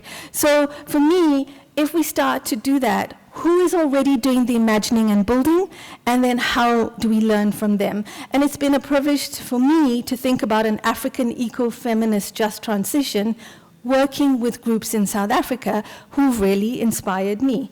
I'm not going to spend too much time on it. Rojava, the fight for autonomy, a deeply patriarchal society, and yet they're working towards women's liberation, a very woman-centered approach. Something we can all learn from. Communities of the Potato Park, the Park de la Papa in Peru, doing fantastic things of bringing indigenous and cultural ways of thinking about relation to the earth in line with scientific understandings as well. And then finally, processes where we relate to the cultural sector, where we relate to art, to storytelling, where we open up our imaginaries. That's where we need to go. That's how we need to actually start to give ourselves hope, start to recognize that we can be cynical, we can be critical, we can be pessimistic, and we can still do the hard work that needs to be done. So for me, taking back the power is about making sense of the world, and making sense not just from an intellectual point of view, but also how we think and feel about it, the idea of senti pensar. Decentering power, this is the structural resistance and fight that we have to do.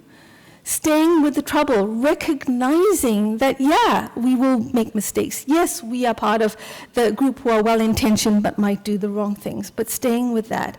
And then, as Lebohang said, practicing the radical love and care. The greatest movements have been led by people who have centered radical love, right? We should not take that lightly. We should really work from that point.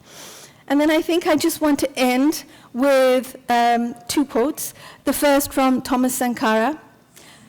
I would like to leave behind the conviction that if we maintain a certain dose of prudence and organization, we will deserve victory. You can't bring about fundamental change without a certain dose of madness. In this case, it comes from non-conformance, from the courage to turn our backs on the old formulas, from the courage to invent the future. It took yesterday's crazy things for us to act with extreme clarity today.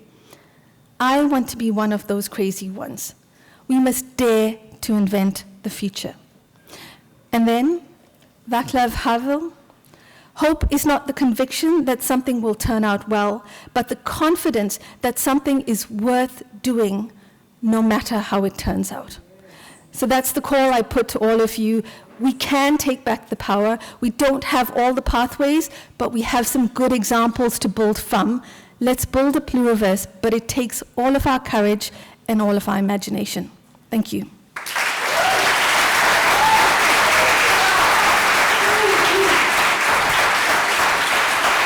Hello. Thank you. I think my name is Karl Møller, and I'm a white man. And this is, I think, directed as much to the other speakers as to you. But I have sort of a knot in my stomach at this moment. So there is some pain, so maybe there's something good going on. Yeah. And that's because in the invitation there are sort of 3 questions, and it sounded like we were going to go a bit closer to how then to organize, what then to do. And I think maybe it's a thing coming from academia, but I think sort of it seems like we use right now 90% of the time on talking about the problems, which I think maybe some of us don't know some of those things, but I think to a large extent this audience is ready to get up and go, and maybe not. So I think it's also an invitation to re-emphasize that. How do we then? What is it we should do? And maybe it's also. I realize also maybe it's a private problem that I don't know. How should I organize? What should we do? I would invite you to. I would love to respond Thank to you. that, and I hope we can keep add to that focus. So I'll answer this a little bit from the work that I do within the Global Tapestry of Alternatives. The Global Tapestry of Alternatives that Lebohang and I are part of the facilitation team of is a process that is trying to weave together radical alternatives that exist in different places in the world. And there's a couple of lessons, at least that I've learned from this, and so I'm only talking from my own experience. And I'll talk a little bit from the organizing point, and I'll talk a little bit from my personal reflection of being part of that. In terms of the organizing point of it, one thing that I've seen with so many movements is that some start because of a direct need, a very real need that is held, and it might be a need in a small local community for having a library where kids can come and learn alternative stories, right? It can be as small as that, or it can be the need of we're facing lockdown in COVID and people don't have food to eat, or farmers like in India with Makam, that the women farmers were not able to actually store their seeds. Very different, but very real needs. And part of the organizing thing is come together with like-minded people. I've been amazed in some of the organizing that I've been part of, which has been very impactful, even if I say so myself. We started thinking, we have no money, we have no clear idea where we're going, we have no space to meet. But okay, let's sit in the library and talk and actually try and move those steps forward, right? And so for me, that's a big thing, is find a collective need or collective joy, conviviality that brings people together. In many of the communities where the Global Tapestry is learning from, it is often that is some common thread that ties it, but also that there is physical proximity first. Know someone, meet someone face to face, organize with them. That helps so much because we are still social animals. We need that interaction to do. The second part of organizing for me is resourcing. There is actually a fair amount of funding that is starting to come up in terms of helping to get radical ideas started or supported those that already exist. So for example, there's something called the Edge Funders movement, which is specifically focused on funders who, wherever they got their wealth from, are trying to do something better with it, right? And so there are groups and pockets of money that are available for that. But the other part of resourcing for me, or the downside of resourcing for me, is that there has to be some kind of leadership, because a completely flat structure very rarely works. Not leadership in the sense of taking control, but taking responsibility and accountability. That becomes so central in organizing, that people are accountable and that they're responsible. The other thing for me is that there is an incredible amount of support out there that organizers don't always know they can access. Again, I'm not trying to blow my own horn, but I do work with these issues, and I give a lot of my time for free there are lots of other people who maybe have expertise on whether it's setting up, an organic farm or trying to do something else, that will be willing to offer that. So that's where the solidarity also comes in, reaching out, drawing on people who have expertise to help, even if it's just expertise in how do we financially organize this. Those are some of the things. At an interpersonal level, I have to say, a personal level, I have to say, I don't see myself as the most radical person. And my activism has taken different forms at different points in my life. What has been really amazing to me is how people have been open and welcomed me, even when I haven't had like this list of credentials behind my name, at least to my mind. So sometimes we actually stop ourselves from acting because we feel we're not activist enough. And that, I think, is a huge challenge. Another thing is that it is a real struggle of burnout within organizing. People take on too much because there's such an urgent need. And how do we actually be in communities of care is so important in the organizing work that we have to do. And the third for me, and this is where we founded the Collective Against Environmental Racism, is that we cannot see our movements in silos. Right? If we're not standing up for Gaza or for the queer community when we're talking about climate change, then we have a problem that we need to reflect on. And that's something that we have to all think about. It makes it more complicated, it makes our work harder. But again, it's collective work. We don't have to do all of it, but we have to acknowledge it in how we plan our work. Those are just some of the short things. I am really happy to share some of the kind of really nitty-gritty materials that we've developed in different organizing spaces. I can also say that the hard lesson I've learned is some of the old class-based left organizing can actually be detrimental. And sometimes we have to slow that down. And I'm reflecting that from my own way of working. And so, just how to think that even in a space of solidarity and allies, we need to allow ourselves to be critical of each other and learn with that. But I'm happy to share more specifics, and I think we're going to have a panel discussion, so hopefully we talk more. All right. I hope you had a nice break and had an opportunity to get some refreshment and made it in time to get to the toilet, everyone who needed that.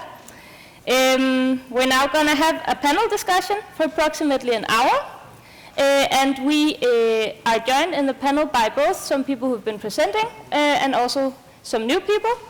And as I mentioned before the break, in this panel discussion, we would like to try to get a bit more concrete. We've heard some presentations about some of the issues we face concerning inequality globally and in Denmark. And we've also tried to talk a bit about alternative pathways, solutions, but maybe it's still a bit abstract, a bit theoretical. So now we would like to try to get a bit more concrete. And also the people we have invited to the panel are people who in some way are active, engaged in, have insight into the Danish context. So it's also our idea that this will be information, hopefully, that we, the people who are assembled here today, can maybe take with us and start implementing after this conference. Before we start, I just want to say to the panel as well as to people who will pose questions later on when we open for that, that a kind notice to maybe speak a little bit slowly. Also to myself, to remember that. And it's also okay once in a while maybe to take a little pause for people things to sink in, and also to speak up a little bit so that people in the back can hear us. Yes, and then before I start with the first question, I just want to introduce the two new people who have joined us in the panel. So we're joined by Christoph and Vasna, who were presenting earlier. But we are also now been joined by Kirsten Kværnø, who is an anti-capitalist activist, organized several different places, but amongst others in Global Aktion. And then we are joined by Emma Holten, who is a feminist activist, a gender policy consultant and author with a forthcoming book, Underskud, which is coming out soon. So as I said, I would like to try to get a bit more concrete already from the beginning. So as the first thing, I thought it would be nice to try to do a little round where each of you can maybe come with one concrete idea, initiative, policy, whatever that you think we could go out right now actually and start to implement in Denmark. It doesn't have to be like something that creates the equal society tomorrow, but maybe some kind of step along the way. So something that we can take as inspiration and go out now and try out. Vasna, do you want to start? Yeah. No? Yes. I have a very concrete action that was handed to me during the break, but I'm very proud to support. So for anyone who's looking for a concrete action against the 1% and carbon social inequality in Denmark, please join Scientist Rebellion. They have actions against private jets as manifestations of inequality. There's a fantastic group who are doing incredible work, and Laura and Martha are here somewhere. So their hands are up, they're sitting at the back. Go talk to them if you want to get involved. Okay. I think I haven't been here for the entire day, so excuse me if I'm repeating something that's been said, but I think I'm very interested in how we position ourselves morally concerning inequality. Like, just the foundational question is, do you think it's unfair or not? And I think what I've been very interested in is the way that economics as a science has helped justify extreme inequality by normalizing it. And specifically, there has been kind of a tenor in a lot of what's sometimes called neoclassical economics. Some people call it mainstream economics. In my book, I call it etableret økonomi, or established economics, because it is the most hegemonic of economic thinking. And in that type of economics, they use what is called a general equilibrium models, ligevægtsmodeller. And in general equilibrium models, which is the same models that are used in the Danish finance ministry, there is kind of an underlying assumption that the amount of wealth that you are able to accumulate in the market is a sign of the amount of value that you create for society. So actually within the economic model, there is also a moral code that kind of is extremely hidden within the model, because the model presents itself as objective, but because economics has no way of working with value other than price, the higher the price, the higher the value. So what actually happens in a lot of the models that are being used in the Danish finance ministry, at the IMF, in the World Bank, in the EU, there actually is an assumption that to redistribute wealth as it is accumulated right now is an amoral act. And I want to kind of explain how this works, because there is an idea that a free functioning market in general equilibrium will create the largest amount of what Leon Walras, who made these models in the beginning, called social wealth. So there is an idea within economics that the market is the most optimal way to redistribute wealth and resources. And this means that in most economic thinking that is dominant within policy making, kind of grabbing into the market or skewing the market or fixing prices, for example, or having union bargaining, everything that kind of disturbs the market function is presumed to be something that lessens human well-being. And in my opinion, this is incredibly central to understanding how people have gotten away with accumulating at the scale that they have. It's because the way that we do policy internally kind of sanctions and legitimizes this behavior by saying that a person who makes, X billion dollars are creating X billion of value that benefits everybody. And I don't think I have to say in this room, but these general equilibrium models that are very, very, very dominant, they rest on assumptions that are completely divorced from reality. the general equilibriums can never exist. There is no such thing as a free market. All markets are controlled. They're backed up by state actors. They are backed up by unions. They're backed up by different types of human or organizations. So the idea that there is such a thing as a market in general equilibrium is in and of itself absurd. But that doesn't mean that it's not being used to legitimize extreme accumulation, morally also. And I think this moral dimension is very, very important in terms of understanding why it is so difficult for us to organize, because we're actually not only organizing against whether something is fair or not, we have an entire science that has legitimized this behavior and saying that it benefits everybody. So I think one of the things that I would start by doing is to get rid of what's called the DSGE models that we use in the Danish Finance Ministry, dynamic stochastic general equilibrium models, because they actually legitimize and valorize extreme capital accumulation as if it is a social service almost. And at the same time, everything that is collective and universal is viewed with suspicion, is viewed as immeasurable, inconcrete, and chaotic, whereas the market is seen as mechanical and rational and objective. And I think that means that everything that is universal, that is basic care for people, that is taking care of nature, everything that is not marketized is actually viewed within most political systems with extreme suspicion. And I think that that is really one of the things that we're battling right now, to even have a conversation where we try to introduce other ways of looking at the economy. Thank you. My turn? Mm-hmm. Hi. I'm slightly over-caffeinated because I've been on a night shift, so I hope that I will not talk too fast. My concrete solution will be starting from a different point, and will be going a bit more towards what Vasna has been talking about with the pluriverse, or to put it in another word, there's a Zapatista quote, which I really love, which is that we're fighting for a world in which many worlds fit. And that solutions need to come from the bottom through organizing.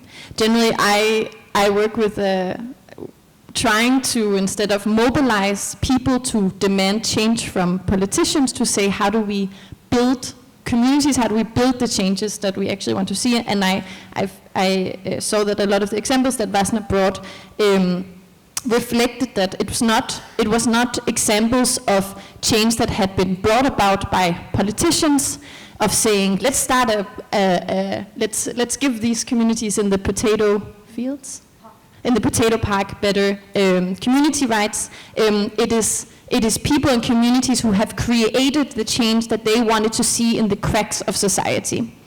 And that's where I want to come with my concrete example, is about localization and the concrete change that we can create in our communities.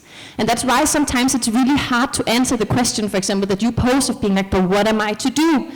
And the answer to that question is that each of you are going to do different things, because each of you are positioned differently in society and in different communities. So what are the change that you can make that will better the world around you, that will dribble up through society, and in the end change the world? And one of the concrete things that I then want to talk about is how we can localize energy production and distribution. Because through Global Aktion we have a partner organization and activist movement in South Africa called AIDC, which works for what they called energy democracies.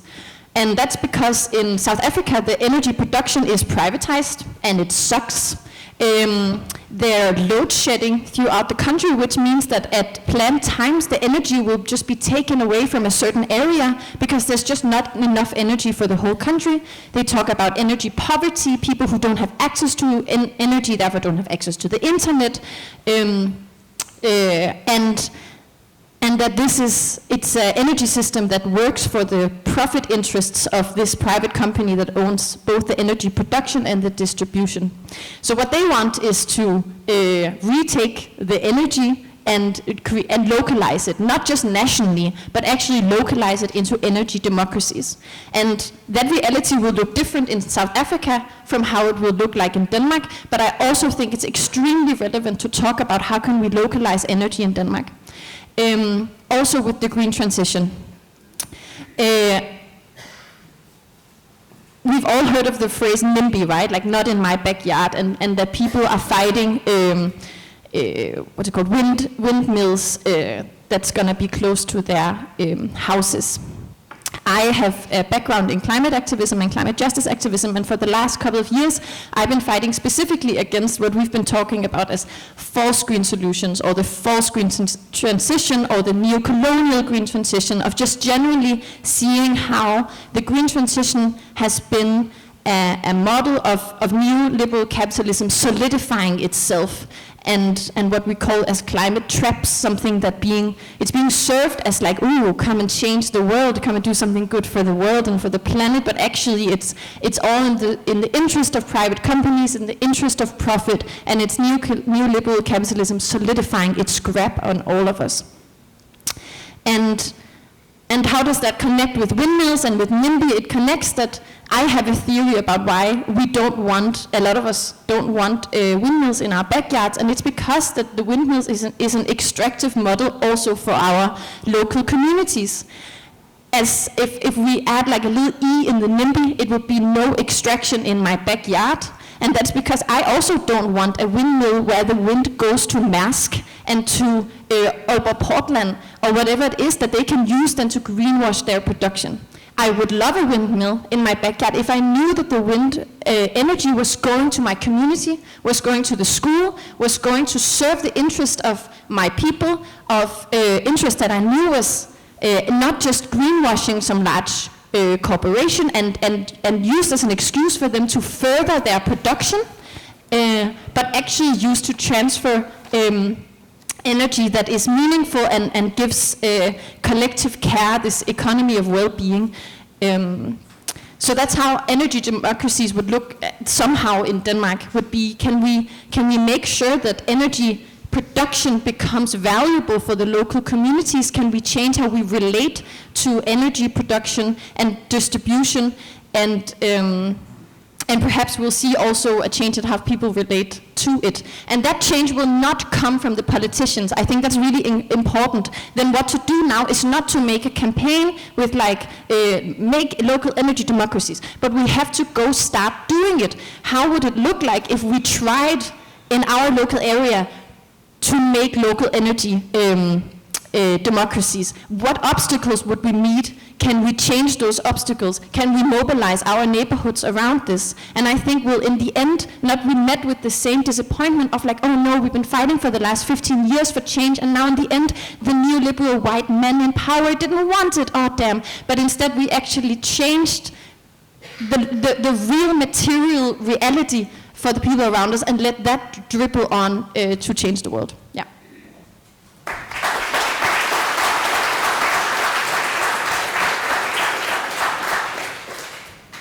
So what can we do right now? I will cheat and not say one thing but two things. Because I think one is to exploit the current opportunity structures that actually is, or that are out there in Denmark. And secondly is of course kind of also creating new structures by taking the ideological battle. So let me start with the first thing, because on the networks I showed you, quite a lot of the positions up there are actually open for elections. There's the union leaders, it's the politicians, there's the pension fund guy who runs my university as well. So in Denmark, I'm sorry to say it, even though it may be depressive from time to time, but there's no reason not to do everything we can to also do whatever we can in parliamentary politics as well. It also means that the unions are there. Why aren't the unions working for a more equal society, more for the green transition? Why is our pension funds, where we actually have the possibility to elect the board, why aren't they serving the interest of all of us, but why are they so embedded in the entrenched interest of this Danish growth model? And why our biggest insurers are customer-owned. Coop, one of our biggest supermarket or grocery chains, is customer-owned. There's a lot more to do if we want to take the fight to all the things that are actually already there and has been partly democratized and are at least not just classic corporations. So I think that's the first thing, is actually to organize, and a lot of good people are doing this already out there, but it's simply to make sure that we get people to run and we get people to vote whenever there's an election in our pension funds. So the pension funds are huge institutional investors in Denmark. They can also make a change, and they could make demands for that corporations behave in a much more just way. So that's one thing, to actually try to use the power that we potentially already have. I think the second thing is, of course, also that in order to do that, we also have to address the hearts and the mind of people. And I think the really important thing there is to, I'm going to use the word of a favorite sociologist of mine, who is Mike Savage, who sits at the London School of Economics. He's written a beautiful book about the weight of inequality. And one thing that Mike writes in that book is the weight of, he calls inequality the weight of the past. And I really like that metaphor. It's how past inequalities, colonial inequalities, gender inequalities shape our future. And as Emma said, kind of what contemporary economics do is to naturalize these inequalities, or to pretend that we start at an equilibrium where we start at anything but. We start at a position where whatever inequalities we have are based on historical violence. So for instance, ask people, is it fair, as we already mentioned, that more than half the land in just in our own country is controlled by a group that composes about 0.1% of the population. That's a historical process. And actually, with regard to land, of course, we have had discussions many times before. We have succeeded, actually, around 100 years ago, in making a land reform, distributing land more openly. And now the weight of the past has in fact recreated a society with huge landowners. So it's something that we have managed, or the movement towards a more democratic and equitable society has managed before to actually challenge these historical inequalities. But if we're not able to do that, and if we also stick in what I like to call property right fundamentalism, that whenever something is on the property of someone, that it's completely untouchable. It's intellectual property rights, it's land ownership, so forth. And I really think we need to move very much in that way. Of course, some of that would be pushing for a wealth tax, a higher inheritance tax, and so on. Because if not, images I just showed you of the elites will, to an even larger extent, be the children. When I do the same analysis in 30 years, and I'm not very innovative, so I'll just keep on doing what I'm doing, it'll be the same surnames that stand up there, because it will be the sons, primarily, of the people who are up there right now. So I think really being able to say, to underline how inequality is historically driven, and that it's the weight of the past of our society that we have to liberate ourselves from. That is the way forward. I think that's the key ideological challenge we have to make is to take it back to its capitalist, colonialist, patriarchal roots, and being able to show that it is not a naturally giving thing, it is something that we can change. Thank you.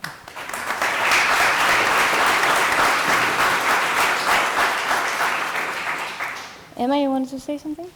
Yeah, I maybe just wanted to supplement to what Christoph was saying here, that I think it's also quite interesting how a lot of the left-wing parties in Denmark, how the rhetoric has changed. So it used to be in workers' parties like the Social Democrats and the Socialistisk Folkeparti, it used to be speaking about how we needed decent and just lives for everybody. But now what we talk about is social bevægelighed.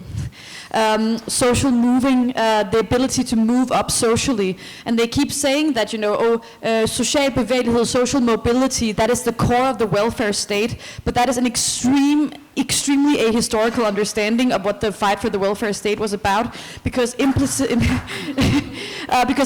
of course, in the concept of social mobility is the assumption of the naturalization of an extremely subjected and exploited working class and of extremely poor people, and then the child of the poor person, might be able to rise up, and that's a beautiful story, but there has been a complete abandonment of the idea that there could be worthy lives for all.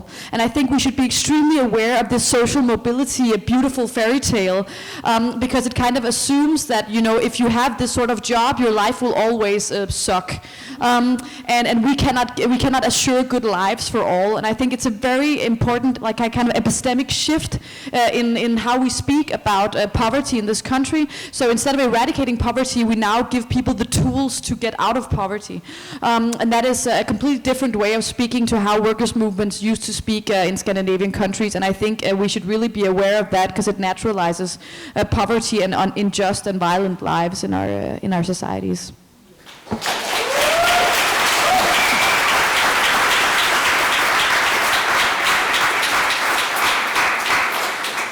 Thank you, Emma. And I actually want to follow up on that, and also a bit on what Christoph was talking about.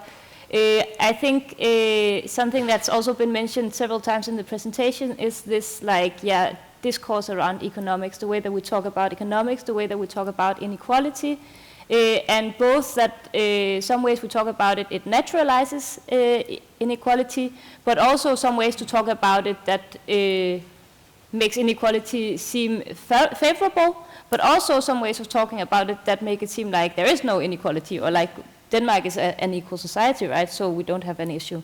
So there are many other actors who are trying to capture the narratives around inequality and economics and social welfare and so on. One discourse that I think has been captured a lot by actors that we would wish had not captured it so much is the populist discourse around people against the elite. And I think this is an interesting discussion because, at least for myself, I must say for a long time I was a bit adverse to populist discourse because I was colored by connecting it very much with the right wing. So to me, this is a way of talking about, for example, equality, class differences, so on, that as what I have known of has been very captured by the right wing in Europe and Denmark, and therefore for me is very connected to their way of portraying populism and using populist discourse in a way where we find a scapegoat, something that we can collectively be against, and then instead of it being the people against the elite, which is the actual elite, the elite that we are talking about here today, it becomes the people against all of these different scapegoats, for example, nationalist tendencies, racist tendencies that are being used instead. So I wanted to hear your thoughts about should we and how could we recapture populist discourse to use as a way to organize and mobilize people in Denmark? Yeah? Christoph? To answer very shortly, I think we should embrace populist discourse. Interestingly, when I've interviewed a lot of these elite people, they're really, really scared of populism. And I think, particularly in the Danish context, actually they didn't have a problem with populism until we started getting a huge demand for more labor supply, and then suddenly the populist was a problem because it prevented us from at least kind of the key ideological battle, which is even the Social Democrats now are moving in on, but the Confederation of Danish Industry started it, was basically saying, let's separate migration policy from refugee policies, because we don't want any refugees, but we would like to have lots of labor migration and lots of labor supply. So I think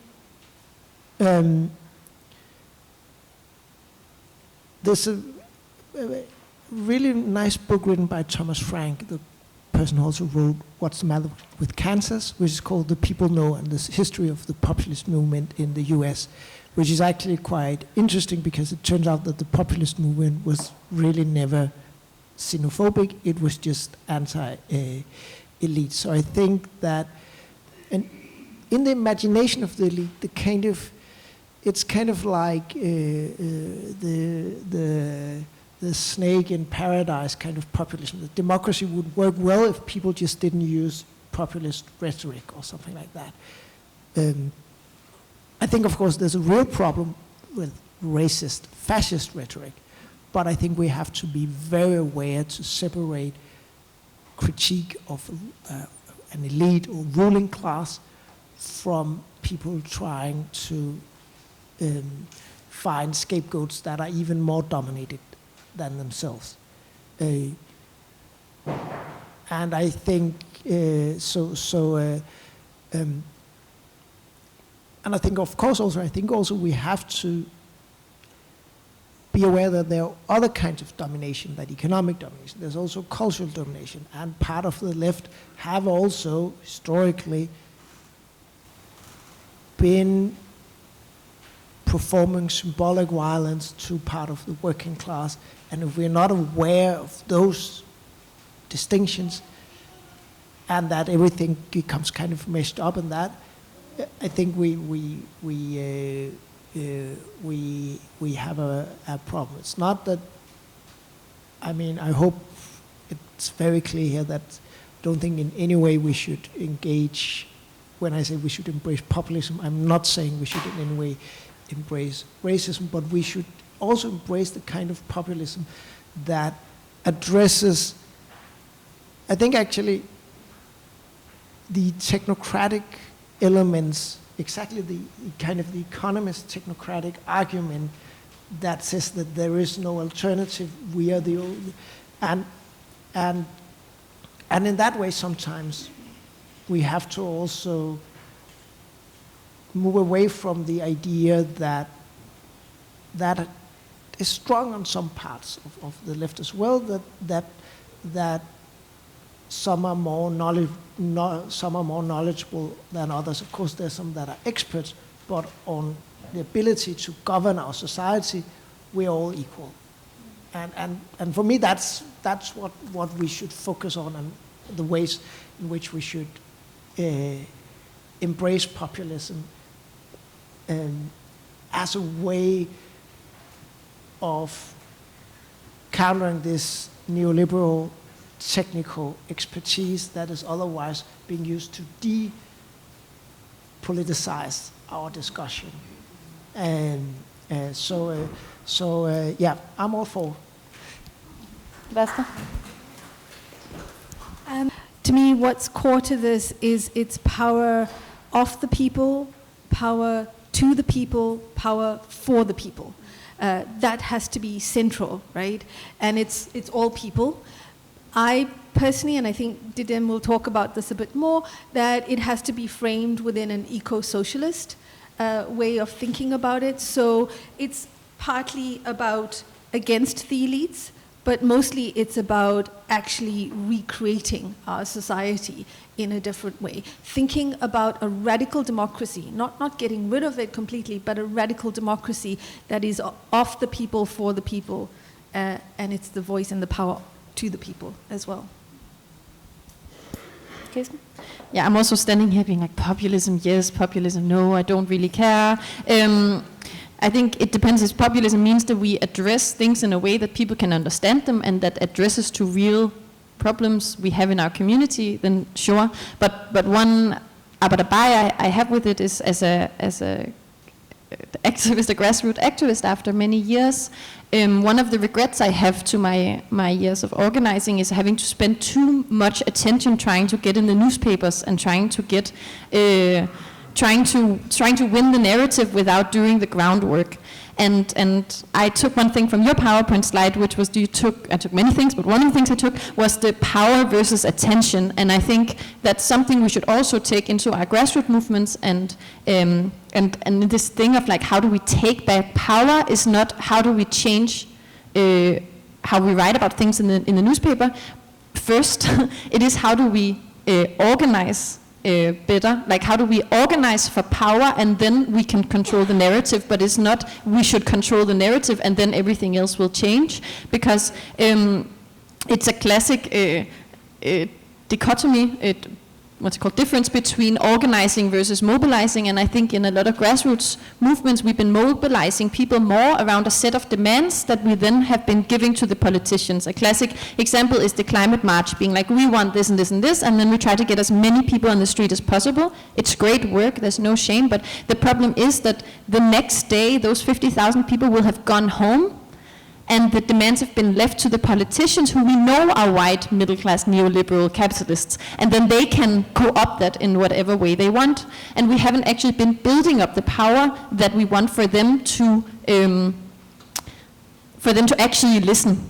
I think I have no belief in parliamentary politics as it comes at the moment. I'm happy that you do. I think that change will come from the social movements and from the power that we now start to, or that people are already, but that we again now reignite and really truly build, and that I think will create a certain kind of populism, because we then will reframe our demands, our politics in a way that people can understand, that isn't like high ideological ideas of how the world should be, but it's very connected to our local realities, to yours and mine, problems with inequality, to our problems with social, the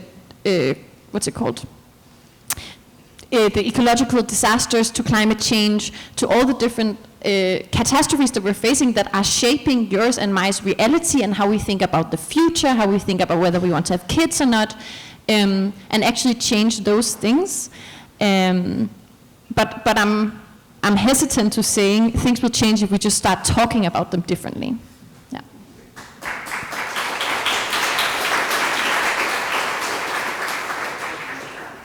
Do you want to say anything on this, Emma? Or? All right. So then maybe I'll direct a question to you also for the rest of the panel, but one of the things that I'm thinking about is also when it comes to, for example, talking about problems with economics, problems with inequality, and talking about well-being economics, as was mentioned earlier, feminist economics, as I know is also something you've engaged a lot with. How do we make that something more approachable for a bigger group of people, and something that more people want to engage with and see the importance of engaging with? I think this is already happening. I think there is a huge grassroots engagement and populist engagement with alternative economic ways of thinking. I just think we won't see it if it doesn't look like we think it's going to look like. If you, in Denmark last year, or 2 years ago, we had the biggest nurses strike that we've had in 15 years. And I'm always kind of stunned at how actually there is quite large-scale organizing going on by working class people in Denmark every day, organizing for better pay and better conditions and another way of building society. Yet we seem to not internalize it as a success unless they win exactly what they want. And I think there is right now a huge radicalization going on, and I think it has been accelerating since the COVID pandemic. An understanding that, of course, things cannot go on as they have been going on for a long time. I think if I can just use my own activism as an example, I do talks about feminist economics that criticize GDP and general equilibrium models. I've sold about 12,000 tickets to people seeing this show. My book comes out in a month. It's been for 5 days the bestseller on Saxo's books list. It's not even out. The book is not even out yet. People are interested in this. There is a demand for radical critique of the way that we structure society. It just looks quite different.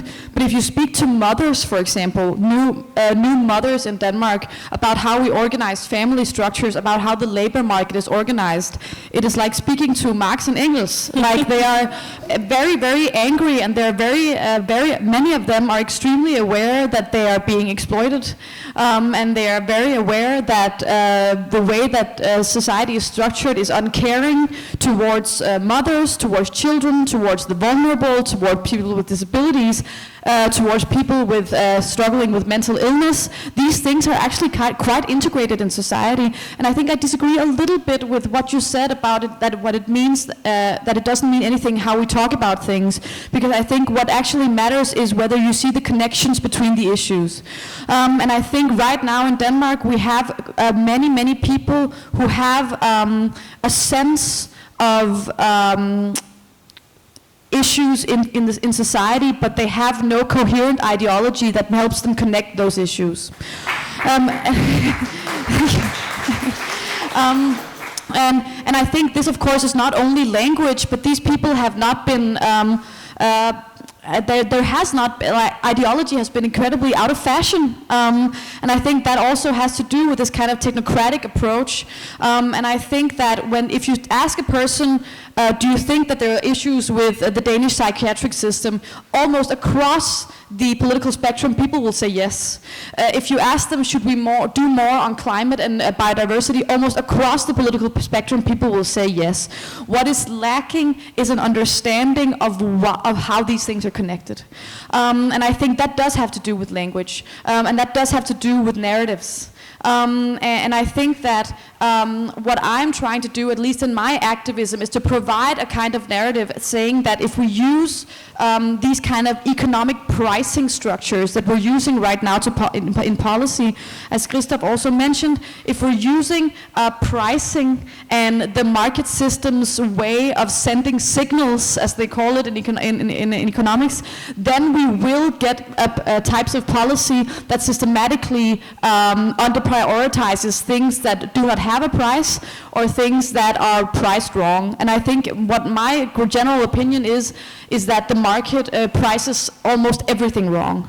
There is not a price that tells the truth in this society. There is only prices and there are only lies.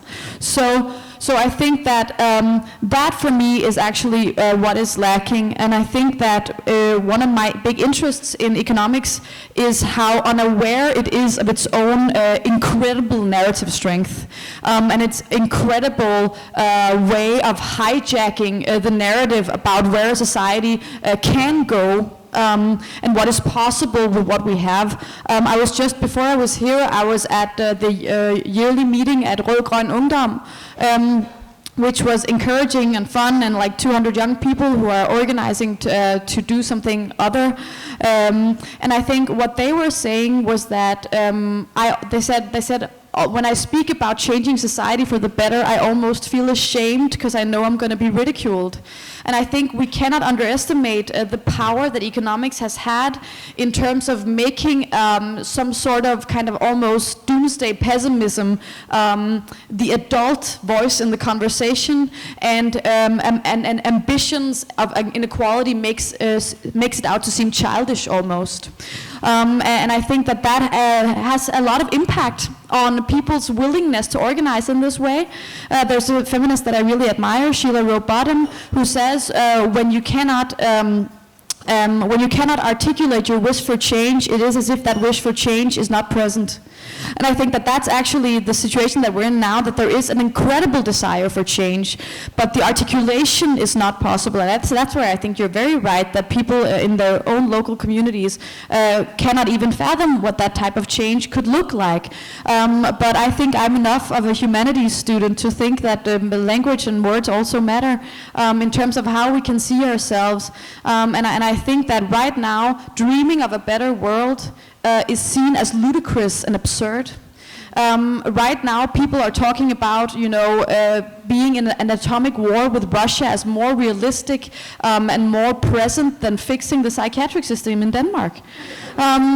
And I think it is quite absurd, that we're talking about the end of the world, but we can't even talk about, fixing our oceans, our own local water environment, a quite simple task compared to what human beings have done in the past.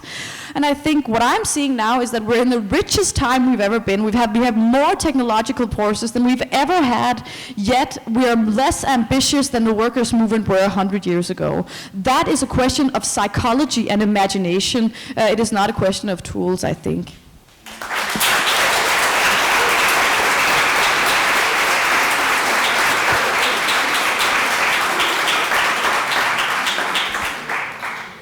I think Emma was incredibly articulate on this, and I'm going to build on it, but move a little bit away from the economy, and maybe just pick up on the last points you said about social relations.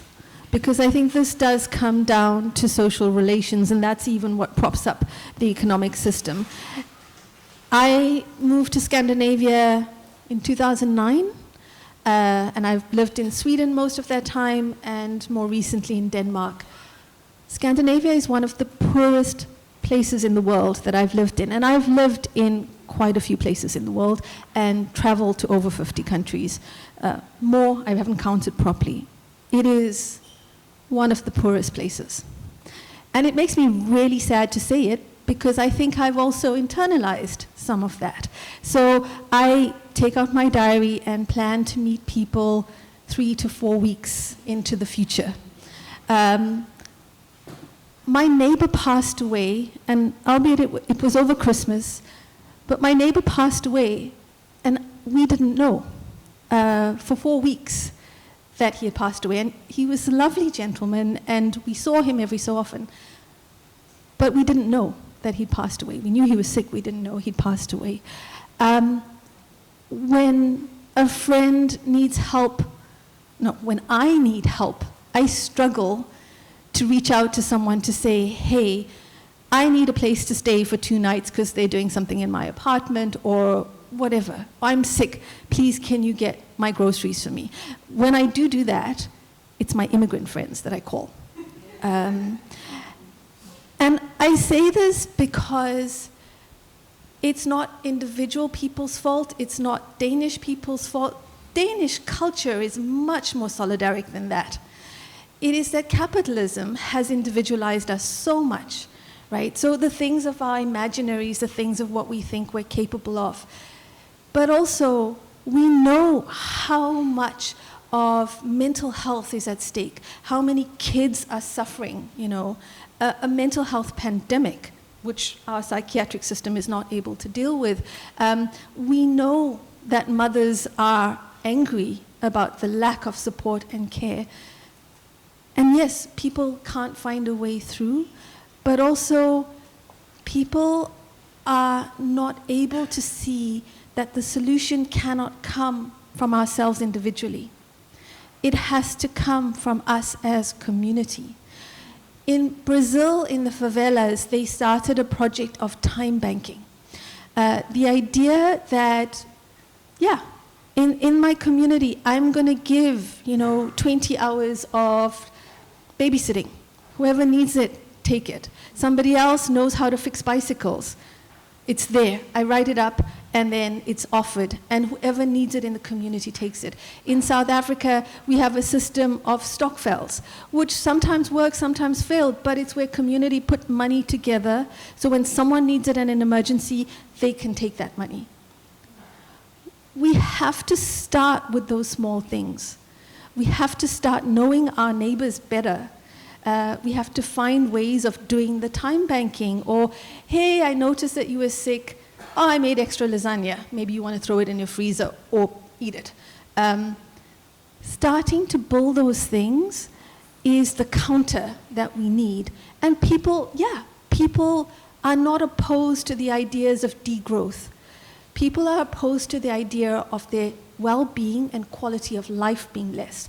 If we package it as, your life is not going to be less, it's actually going to be richer and more, it's just going to be a different way and with less consumption, because you're maybe going to share the coffee maker that you have in your apartment with someone else. Okay, maybe people are touchy about their coffee makers, but maybe you're going to share the sewing machine with someone else, right? Maker spaces are becoming huge things.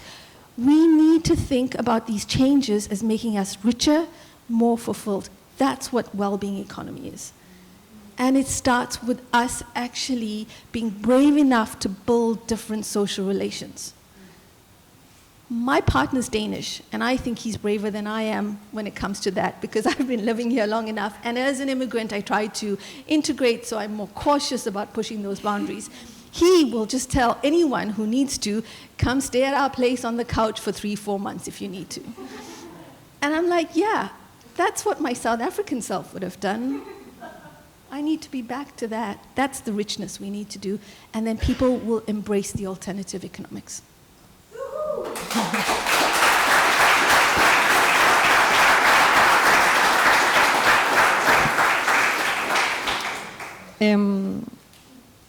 I agree with everything that has been said, and thank you for refining my opinion about that.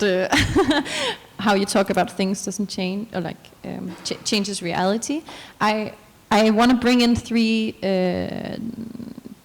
maybe new topics, and one of them is that you mentioned ideology, that we need to be better at talking about ideology. I don't agree, and I think that could be an interesting conversation, although I don't know if it's completely the topic of now. But one of the problems that I see is that we share a lot of the common problems we all face: ecological, climate disasters, social, being pressured on so many things, poverty in so many different ways, and a utopia, like the perfect world, might look differently. And I'm enough of a pessimist, being like, perhaps we will never go there. And it doesn't mean we shouldn't dream of a different society, we shouldn't dream and open up our imagination, but we should also agree that we can also walk along the way. For example, like I identify myself as a green anarchist, but I will not spend my time now trying to convince you all to join my ideological train, because I don't think that's relevant. What I think is relevant is that we tackle on the capitalist, we tackle the problems that we face, and that we build a world that's better for all of us, and a world in which many worlds fit. So I at least would like to focus on things that are a bit more down to earth than the ideologies. I think somehow it's not, like, I mean, I love talking about politics, but I also don't want us to go back to things stuck in the past.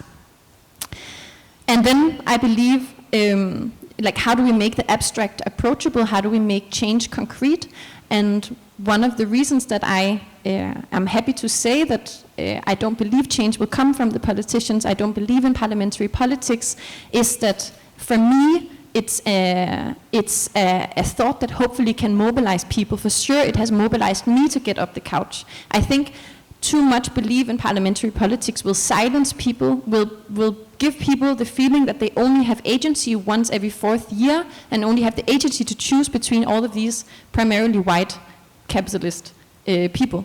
But we have a lot more agency than that. I think it's great if then belief in the parliamentary politics will make some people want to organize, and will make some people want to create change within that. But I do believe a certain dissolution is necessary to say that right now change is being co-opted within those chambers, and that we can create better realities among us, that you said everyone has equal agency to govern our communities, and we can start that now. We don't have to wait until the next election to start that. And then finally, a new thing that I want to bring on is an obstacle towards making the abstract approachable, an obstacle towards making change happen, which is the very real repression against activism that's happening at the moment. And I'm, for example, organized in a climate group of approximately 30 people, and of those, some people are facing prison sentence and some people are facing deportations. It is destroying our community and our ability to organize. And we have organized small-scale civil disobedience, normal climate activism. But our ability to keep organizing in the future is under threat from police surveillance and from repression. And PET recently gave out their new threat list for the year, which I think is just completely absurd. That we're facing, you know, our oceans are under threat. Our agriculture is dying. People face so many issues, but one of the top threats against our national security is Palestinian solidarity activism. And then, sorry, I can't believe it. And then climate extremism is right there also. And the climate agenda was big, but the climate movement is not that big. I have a feeling that I've met every single individual. So I am just wondering which of those individuals are the ones that PET is currently surveilling for climate extremism, that they think are worth enough of their time and attention to be on that threat list. That's something that's worrying me. I don't think we should spend all of our time and capacity. I think we should organize without fear, but I also think we should try to remove as many obstacles as we can, and I hope that PET hasn't been listening to what I just said. Thank you.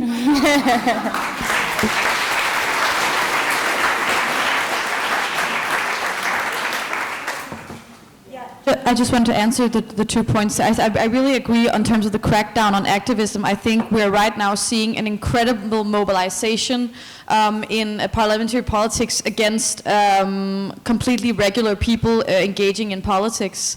We're seeing how even small groups like Normstormerne here in Københavns Kommune, who you can disagree or agree with them, whatever, that doesn't really matter. The point is that it is actually quite novel that a small group that receives 1 million kroner a year from the municipalities suddenly becomes something that politicians at the highest level are getting kind of involved in how their teaching stuff is made out. I know people who have written PhDs who have been mentioned on gender, who have been mentioned by name by politicians in Folketinget. This is has an incredible chilling effect. And I think, you've spoken about this, Christoph, as well.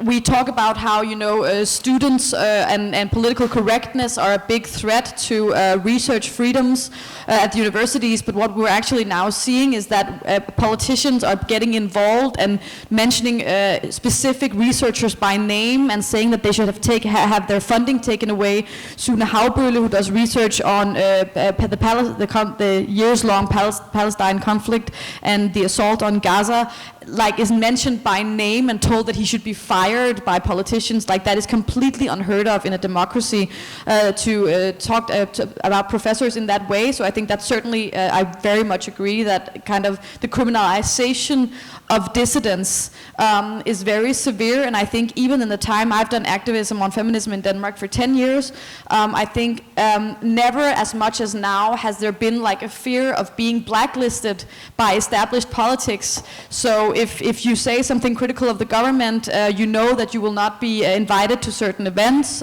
Maybe the unions will blacklist you. There certainly is that fear in the activist movement. I think it's extremely undemocratic and dangerous. But I also wanted to connect to this idea of whether we need ideology or not, because I think it's quite important for us to have a debate on this. And I think when I speak about ideology, for me it is about the idea that there is different opinions. That is what ideology means to me. And I think what has happened now is that I very much agree with the analysis that says that what happened with third way social democracy in kind of the 90s and kind of this ordo-liberal North European way of thinking about politics was that, and we're seeing it, I think, manifest now in our current government more than ever, this idea that politics doesn't exist. That solutions are technocratic, they are bureaucratic, and that there is no alternative, right? And I think for me, ideology is the acknowledgement that we have different opinions. And that is fine. So I think for me, ideology is not necessarily about utopias or about dreaming about the past. It is about saying, you know, there are some people who think that if you are disabled, you should not be able to live as good a life as if you make a lot of money. That is a political opinion. And there are people who don't think that, and that is also a political opinion. And I think what I'm seeing right now is that so much kind of progress is being stifled by this kind of post-political approach. So we have the sense that we all think the same and we all want the same, and then we'll see what's possible. But actually, people have quite different political opinions. And in a country like Denmark, most people are incredibly supportive of the welfare state, for example. But we're not able to mobilize that because you'll hear, you know, these incredibly kind of right-wing people who will say, oh, we all wish we could do something for the disabled or the poor, but that's impossible.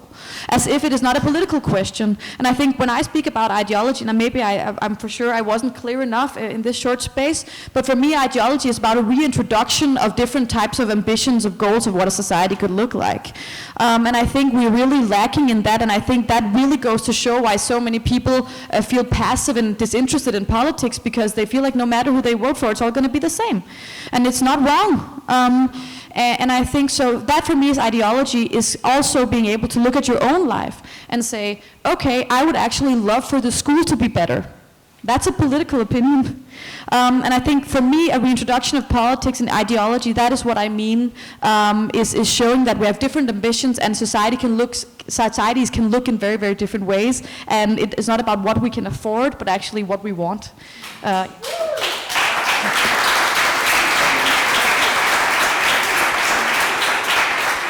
Meaning that you do write stuff that the Novo Nordisk Foundation would like to support, or somebody else. So we have this, not just for my world, we have this.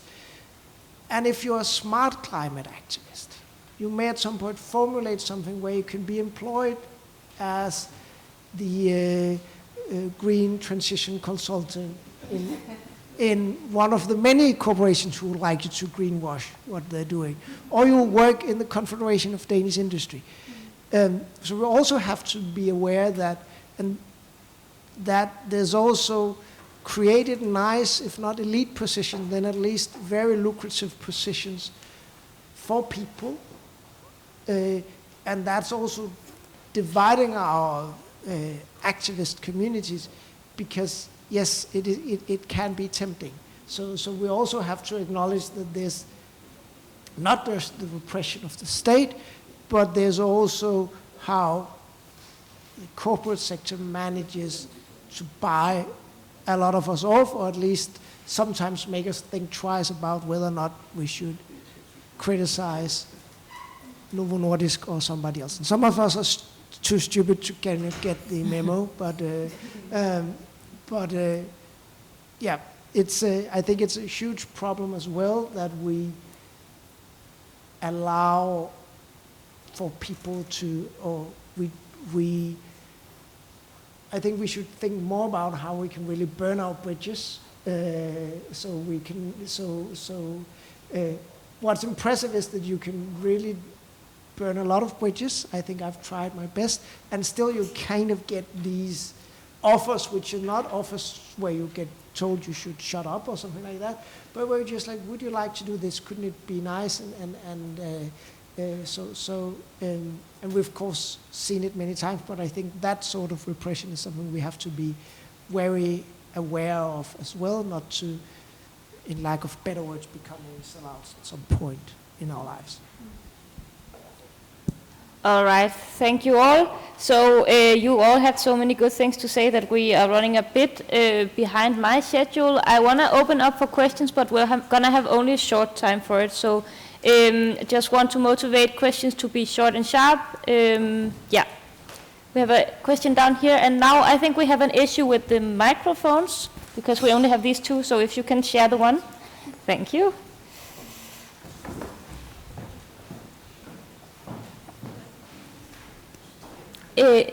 Dernede bagved. Hi, thank you very much. So far it's been great. My question is about a topic that I feel like you've all tiptoed around in this discussion, and it's can we work with the right? Because we're talking a lot about their political ideas, and a lot of people that adhere to these ideas or kind of feel like they're on this part of the spectrum actually suffer themselves a lot from inequality. Maybe they don't realize it, but they would benefit so much from reducing inequalities, right? Having better public services, for example.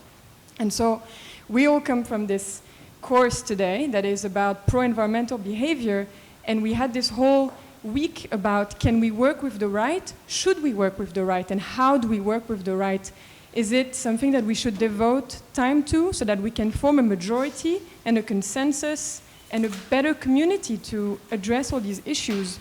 Or maybe is there no time?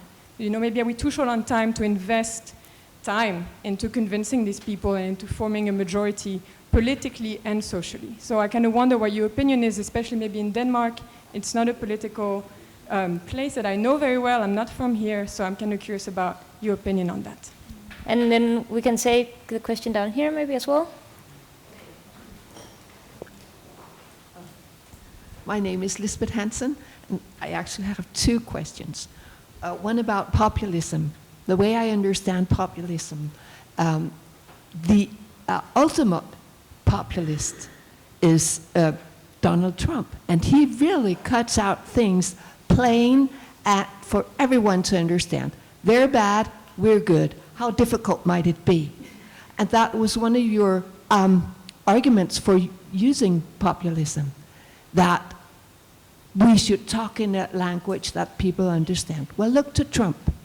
I think you have been talking so decently, even though your opinions are slightly different on some issues. And that's very appreciable. Appreciable? Yes. So that was just a comment. That was not a question. But, and my question is, I think, merely to Kirsten Krenner about locally local energy production. On Bornholm in Denmark, they, for some time ago, they were trying to issue a local energy producing windmills on sea that would supply the whole island with energy, totally. It was rejected from the government. And a little later in time, we don't have so much time. In North Ireland, I believe it was government and big firm issued. They are fighting the local people on because they want a big what's it called windmill plant in a forest that is to be cut down because some reason. And that is indeed government supported. Well, what is my question? I'm sorry. It's just, yes, why? How? Does anyone know? I don't know the specifics. Thank you. Thank you. And then we take the question over here, and then I think that's going to be all we're going to have time for. Just short. Vasna, I think you pinpointed something so key, that we are a poor country. So I remember a saying of a poet back in 1968. He said, the most revolutionary act is to talk to your neighbor. And I think if we talk to each other and listen to each other and create meaningful communities, then we are on a good path. So I appreciate all of you pointing out, but particularly Vasna, thank you. All right, so we have a question about how and whether to work with the right, and a question which might be a bit more difficult to answer, but around what do we do when then local communities do what we want them to do, but they, as if I may reinterpret, but the politicians then still don't support it. Who wants to go first? Emma. There's a slight synthesis to be made between the first question about whether we can work on the right and the question about Trump and populism. Because I think one of the most interesting studies that I've seen, sociological studies, was that a large group of voters in America voted for Obama, and then for Bernie, and then for Trump. These are some of the same people, and this can seem,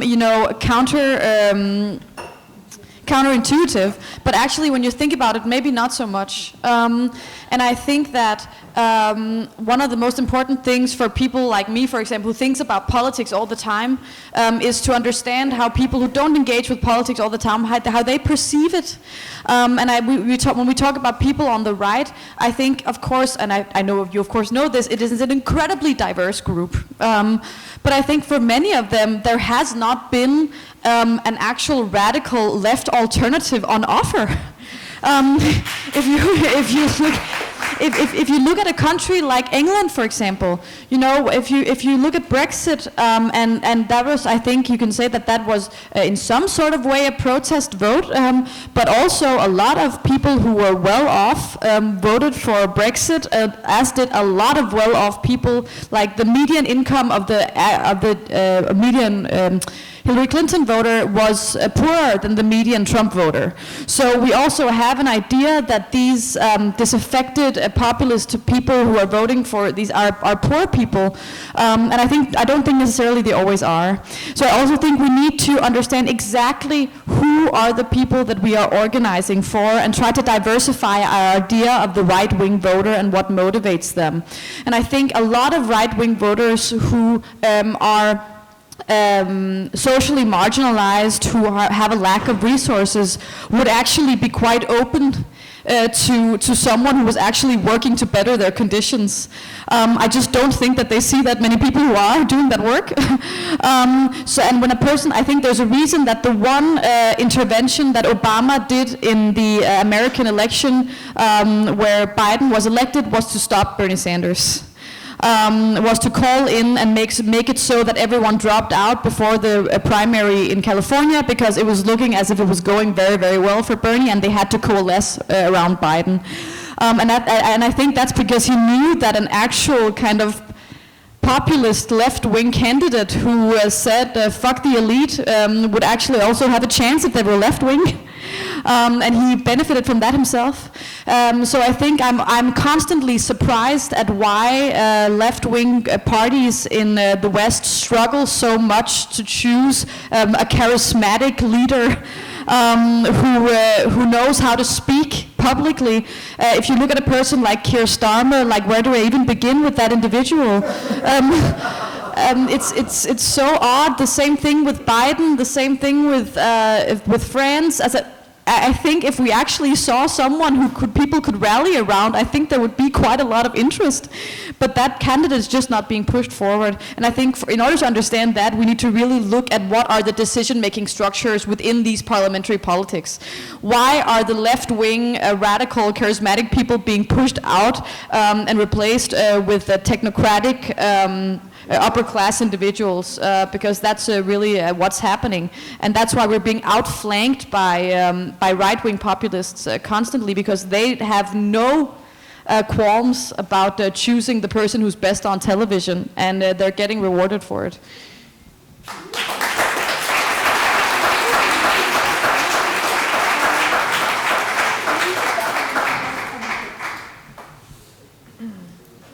I'll start with the thing with the right wing quickly.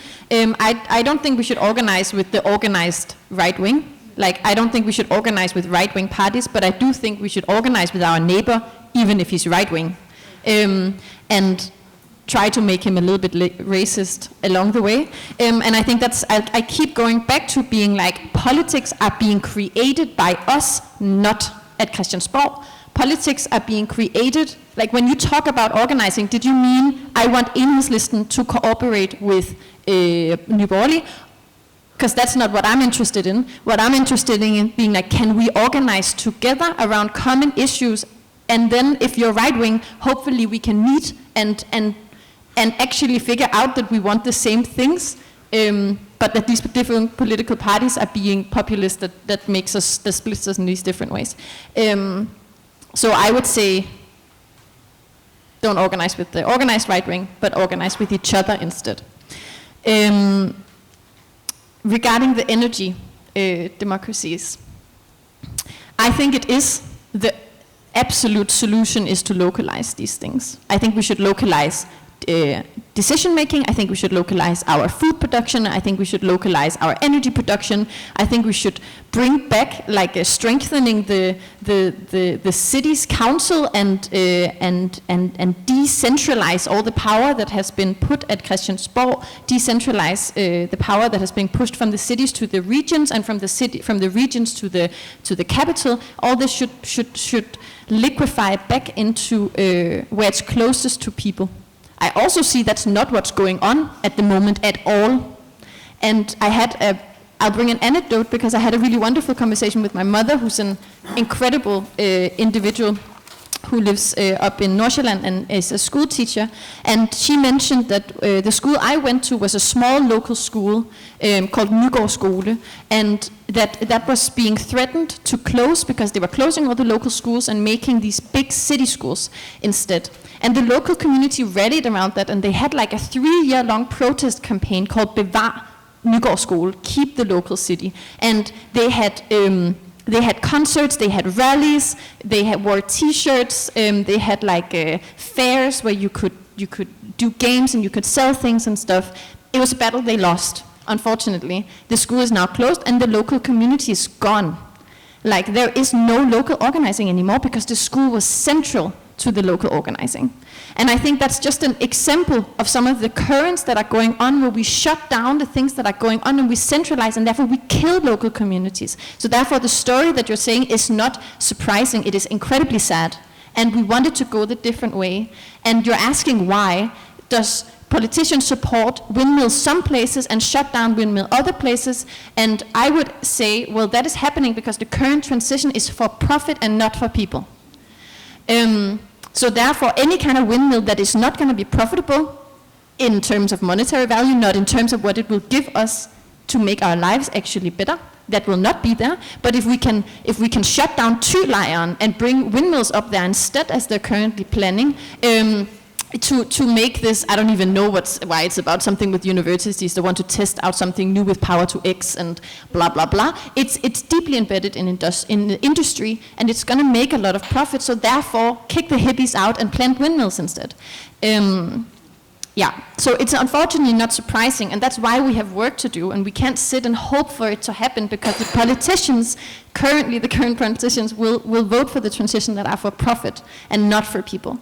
And if we need to localize things, it's probably not going to be by making an administration and asking them to do differently, but trying to rebuild the communities that have been destroyed over the last decades, and trying to rebuild the coherence and the active solidarity between each other. And that probably starts with talking to your neighbor. Yeah, thanks, Vasna.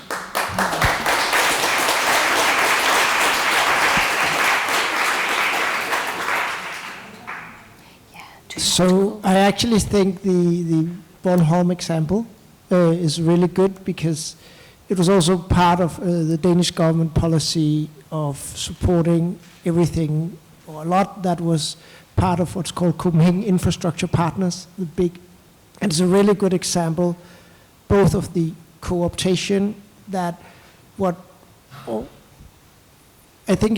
hope I'll try to make a bridge between the two questions. I think the issue here is that we've gotten so used to think that everything that somebody does that is pulling in the right way in the green transition is good, even though in this case we see that we are creating a green transition where a lot of people where necessarily component in what we've organized is that a lot of very rich people will get even richer driving this green transition. And this Copenhagen infrastructure partner is a horrible example of exactly that.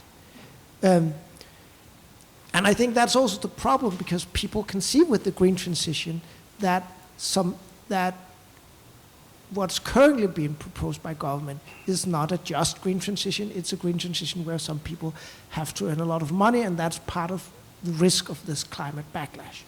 That brings us to the question, should we organize with the right? I completely agree, we should not, but we should meet people where they are. And we should, and I think that's why I will keep on saying we should do populism. But for me, populism is meeting people where they are and taking their considerations seriously. And I think it's wrong to see Trump as a populist, because Trump, basically what he's doing is classical Bonapartism. It's described in the mid-18th century Louis Bonaparte. That's kind of the plebiscite. I have the popular support of a strong man, this proto-fascism, even before fascism was there. Even Louis Bonaparte was famously known a bit as a clown by the public, just like Trump is kind of clownish. So this has deep historical roots, and it has very little to do with meeting people where they are. But I think it's successful right now because Trump is the only one who's battling this technocratic rhetoric that also means that people have to make money. He's not the only one, but he's the only voice you can hear.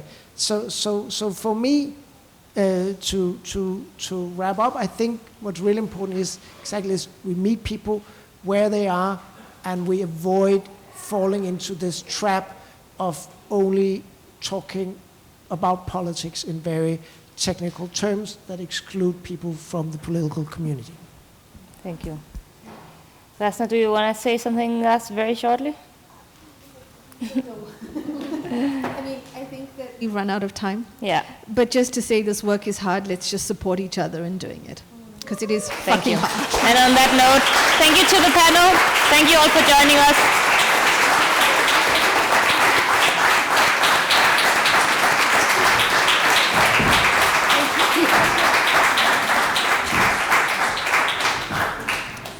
And we will move on swiftly. The next speaker we have on our program is, Patrick Bond?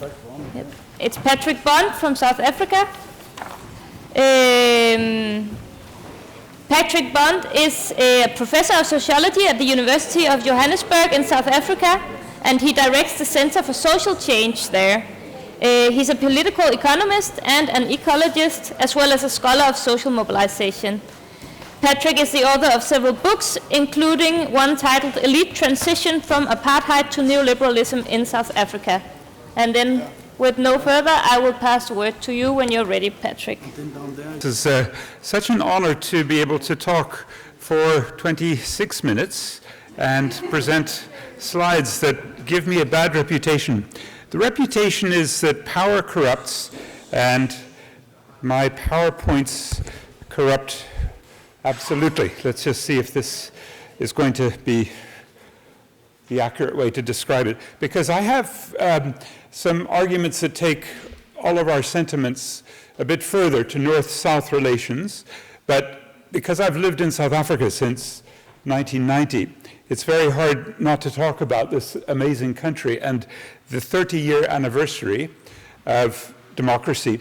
But it's led to some very strange processes, some anti-imperialist, as we've seen in The Hague in January, against Israeli genocide, but also some sub-imperialist. And the BRICS, I want to make an argument, are not going to be our friends in taking power from the 1%. I'm going to argue they share power with the northern imperialist 1%. And two cases that I hope you're watching would include international financial reform. There's a BRICS New Development Bank, and there's de-dollarization chatter, which, we all want to see a lower, let's say, power in the US Federal Reserve, European Central Bank, British, the Bank of England, the Japanese bank, the banks that give us too much quantitative easing one day and bailouts of their friends in New York, London, Frankfurt, and Paris and Tokyo the next. And then they increase the interest rates, which cause such misery and debt crises. These problems become even more acute for the worst crisis of all, a climate catastrophe. As we've been seeing in the United Nations Framework Convention on Climate Change Conference of the Polluters, and that was particularly clear last year in COP28. And it is, if I have time, just so important to put forward something I learned here on my last visit, which was the climate justice movement's strategies in 2009 that began to coalesce. We also have one incredibly important victory from South Africa, but for the whole world, against those pharmacorps who wanted to profit from AIDS medicines that they sold for $10,000 per year per person. And now they're free because of struggles. Now, we lost the same campaign, you probably know, thanks to your government, Norway, Switzerland, Britain, and especially Germany, on COVID-19 vaccines to get them off intellectual property, made generically. We lost that. But this is one of the most important ways we can think about an anti-capitalist popular strategy to make global public goods, the commons, the decommodification, destratification. I remember us fighting a few Ks from here at the Bella Center in December 2009. Some of you, comrades, I remember seeing in the kettle. Yeah, those police put us together for a long time. And that message of struggle against the conference of polluters went all throughout the world. And it really made very clear what happened, as I'll show you, an alliance between the West and your government facilitating it, and especially BRICS, the basic countries, not Russia, but the others. I'll show you that in a moment. It's crucial to see why our government lines up with the West on these absolutely essential problems of global finance and climate and many others.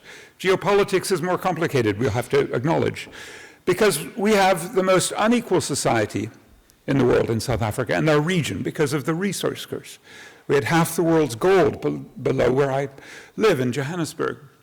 And now we just have empty holes, acid mine drainage, informal miners who are often killed with terrible contestations over the little remaining residuals of these mines.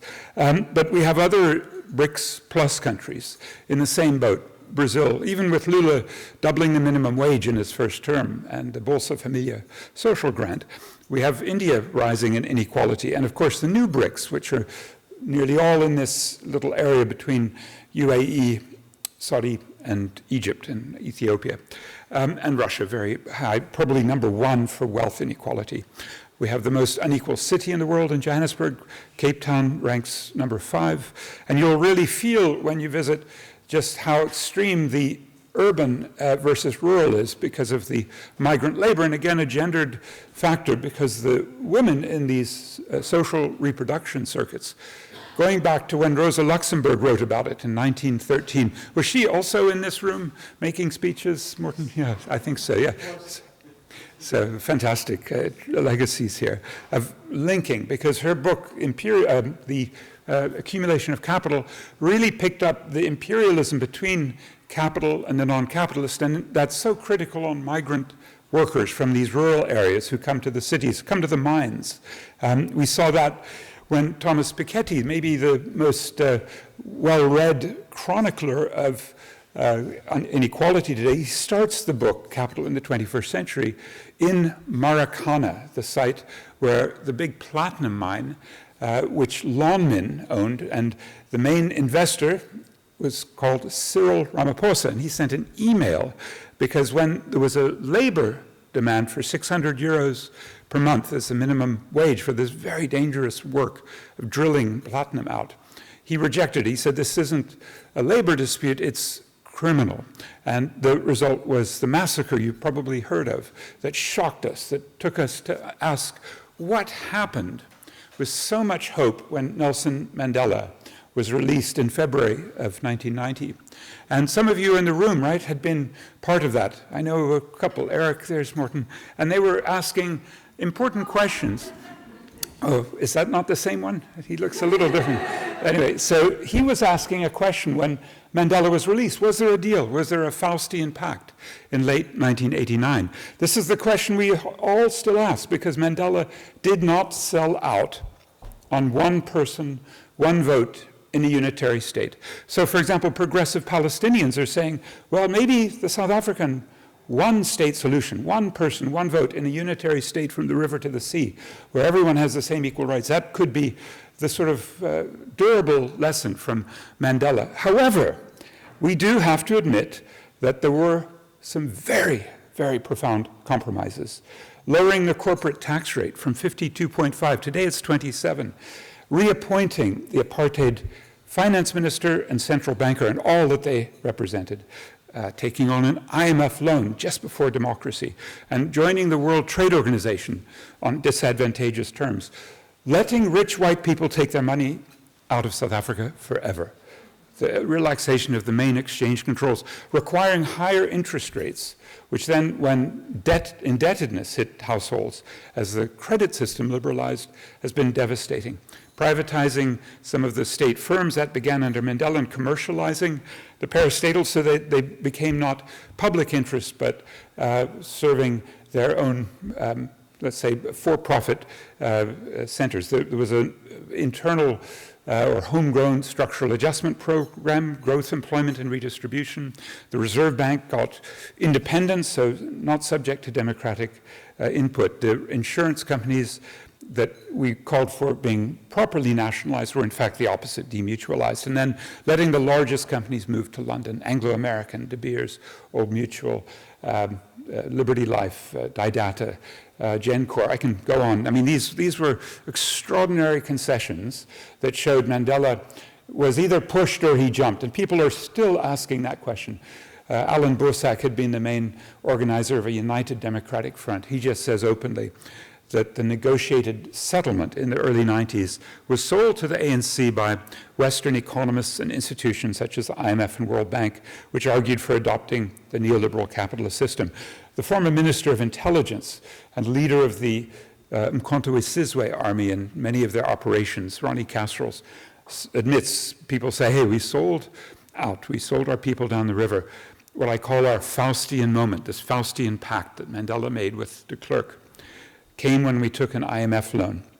An IMF loan in 1993 was critical in limiting what Mandela wanted to do, and even though there were socio-economic rights clauses in our constitution, again and again the judges found in critical debates and court judgments on healthcare, dialysis, for example, or housing, the Grootboom decision, or water. Johannesburg water was being commercialized by Suez. And again, the weasel words in our constitution, within available resources, prevented us from winning these crucial cases to force the state to do what the constitution had promised. So if I think of the ways many of you have been conditioned to understand this failure, obviously the word corruption must be confronted. It turns out, and you can dispute, I think the comrades were saying, well, I don't know if you're saying it, Christoph, that our corruption system in Denmark is different. The perception is Denmark is the least corrupt, right? And we know better. Thank you for the data. But in these perceptions, the South African state has never gotten worse than the 100th most corrupt or 80th least corrupt. So you can see in the whole scheme of things that TI in Berlin will survey, and again, the results are South Africa around 72nd. It's actually gotten a little bit worse, well, quite worse under some of these governments. But the crucial point to make is that our corporates in South Africa rank number one during the 2010s. The most recent of these studies put South Africa tied for number two with China. But we really were, let's say, appalled that the world leaders in money laundering and bribery and corruption, procurement, fraud, asset misappropriation, cybercrime were our white corporates. You could really tell these guys by the color of their skin. In Sandton, in Umhlanga, in Stellenbosch, in central Cape Town. So we really need to figure out what is our Johannesburg progressive community going to do when our corporates rank #1 in the world. And they are being facilitated by European and US accounting firms, consultancy, I always get that wrong. The Deloittes, PwC, KPMG, Ernst & Young, and so many others, again and again are facilitating. So we are beginning to put this into a global context. Before it's too depressing, you did see this, didn't you? In The Hague, you saw South Africans standing up and saying what we all want to see stopped, the genocide in Gaza, the genocide of Palestine. And this is not the sub-imperialism I will focus on next. This is an anti-imperialist moment. And there is a cost. It is quite likely that South Africa will lose the United States Africa Growth and Opportunity Act membership, which will lose $3 billion in annual trade. I particularly will welcome that loss because the biggest carbon emitters in South Africa will not be able to access the US market. The electricity shortages you've heard about, those won't be quite as bad if the smelters, the deep mines, the petrochemicals, the auto industry are no longer exporting so much to the US under AGOA. And then we have labor-intensive industry, small businesses, women in the households who really need that electricity. So I think we might have an economic boom if we get kicked out of AGOA, but not everybody agrees with me, and they're trying to keep that. These are the comrade countries, the countries that were not in Israel's and the axis of genocide's pocket. You can see a lot of members. Unfortunately, there is an axis of genocide, isn't it? From Tel Aviv to Washington to Brussels and London and Berlin, Paris and Amsterdam, Ottawa, Canberra, and yes, Copenhagen, and your military relations with the Israelis, I'm sure you're all fighting against. Half of the BRICS plus countries, India, Egypt, UAE, Saudi Arabia, Ethiopia, are supporters of Israeli genocide in all sorts of ways, but even in UN votes. And I wasn't that surprised when you think of this category, and I'll just give you two quick examples that I know Morten has said are on your radar screen. Cabo Delgado, Mozambique, northern Mozambique, the third biggest gas field in the world, and this fantastic foreign minister who stands up against US imperialism and the axis of genocide is actively promoting South African military intervention in Cabo Delgado on behalf of Total, ExxonMobil, Eni, BP, China National Petroleum, in hopes that Sasol, the South African oil company, will also join. And that means putting our military, 1,200 troops there, and that includes a group that has to pick up from the messes that were made by the Wagner group, who had to go and kill and then leave because they lost too many troops, and other mercenaries. The one on the left is also enjoying an office in Tel Aviv for his military group, the Paramount Group. But it's the EU promoting this gas grab in a site where 6,000 have been killed, 1 million displaced, Cabo Delgado, Mozambique. So our comrades there, I hope you're in close touch with. I know Global Aktion has been supporting efforts to raise the costs of this gas grabbing and the war that's associated with it through the Friends of the Earth affiliate, Justice Ambiental, and this big network, which is No to Gas. You can find it stopmalsgas.org. The same thing, the second point was the DRC. Eastern DRC last month got 1,300 new troops, but it will go up to 3,000. So we've had a big march in Cape Town last month against this. Which brings me to the BRICS. And now we have to really be frank. There are anti-imperialists in the world who believe that the BRICS is the alternative. Let me just take them on. To me, this is a myth, and we have to go through at least a couple of examples. We can talk all day and all night if you like, but our BRICS from below network against this BRICS from above has been building up since 2013 in the Durban meeting of the BRICS, and it's a wide variety of people.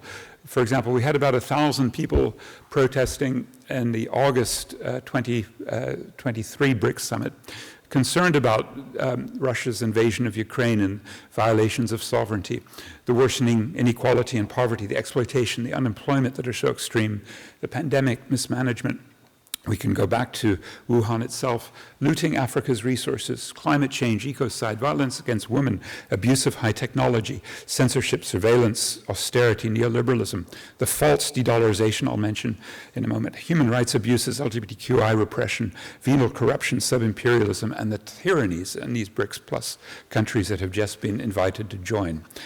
One of them that was invited, Argentina, declined, and Saudi Arabia is yet to finalize it. But this is the new configuration. We saw them in action just a month after, which was the Delhi G20, and then the whole Middle East conflagration that began on October 7, and stalemate in Ukraine, the COP28, the far-right ascendance, which explains why Argentina wouldn't join. They wanted to ally with the US, and their president, Javier Milei, wants to actually re-dollarize and move from the peso to the dollar.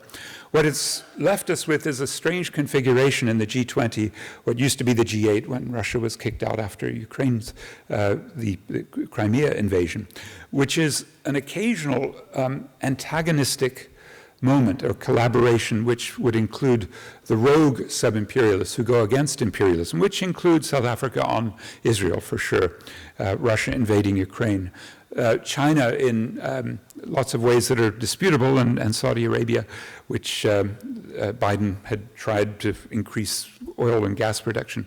The sub-imperial rebuttal is that, well, the imperialists are rogue. Look at what they've done against international property rights and the sanctity of finance, and grabbing the $300+ billion of Russian assets and other assets in the oligarchs, or the U.S. attacks on China. So it's a very confusing situation that compels us to ask whether these BRICS plus countries represent an alternative or an amplification of the old system. Putin will be hosting in Kazan another BRICS summit with probably more members joining. Look at all of the members that were aspiring, that filed applications. Only the 5 I mentioned will go into Kazan. That is Ethiopia from Africa, Egypt from Africa, and then from the Middle East, it'll be UAE and Saudi Arabia, and then these all to me are representative of what, if we go back to the 1960s, the theorists that we draw on from the dependency school, Marini understood after a US coup in Brazil in 1964 as collaborating actively with imperialist expansion, assuming in this the position of a key nation. I think no one would disagree. I'm sure we'll, consider lots of great African political economists, Lebohang among them. But one of our really fantastic economists who died in 2018, Samir Amin, describes the BRICS in this contradictory way. They reject the geopolitics of imperialism but accept economic neoliberalism. In his autobiography, posthumously published, he described this sub-imperial position looking at South Africa. Nothing has changed. South Africa's sub-imperialist role has been reinforced, dominated as it is by the Anglo-American mining corporations. That's what we saw in the sub-imperial relations so explicitly written in the Johannesburg Declaration. The multilateral trading system with the WTO at its core. We reaffirm our support. We want market-oriented agricultural trade, and a global financial safety net with a quota-based and adequately resourced IMF. The increases in the quota shares for the BRICS should also include positions of leadership in the IMF and the World Bank. Now, when the IMF has gone through various leadership changes, you remember Dominique Strauss-Kahn fired or having to resign after the alleged rape in the hotel in 2011, or the corruption charges that were proven ultimately successfully by the French courts against Christine Lagarde, now the European Central Bank president. But then, and again, even with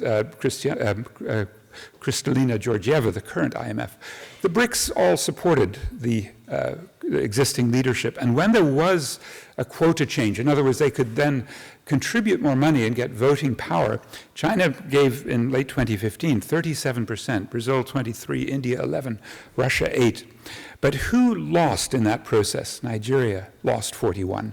Venezuela lost 41. Many other poor countries lost their voting share. Even South Africa didn't have the money at that point to put in more and lost voting share. So the BRICS can rise up. Europe stays the same. US stays the same.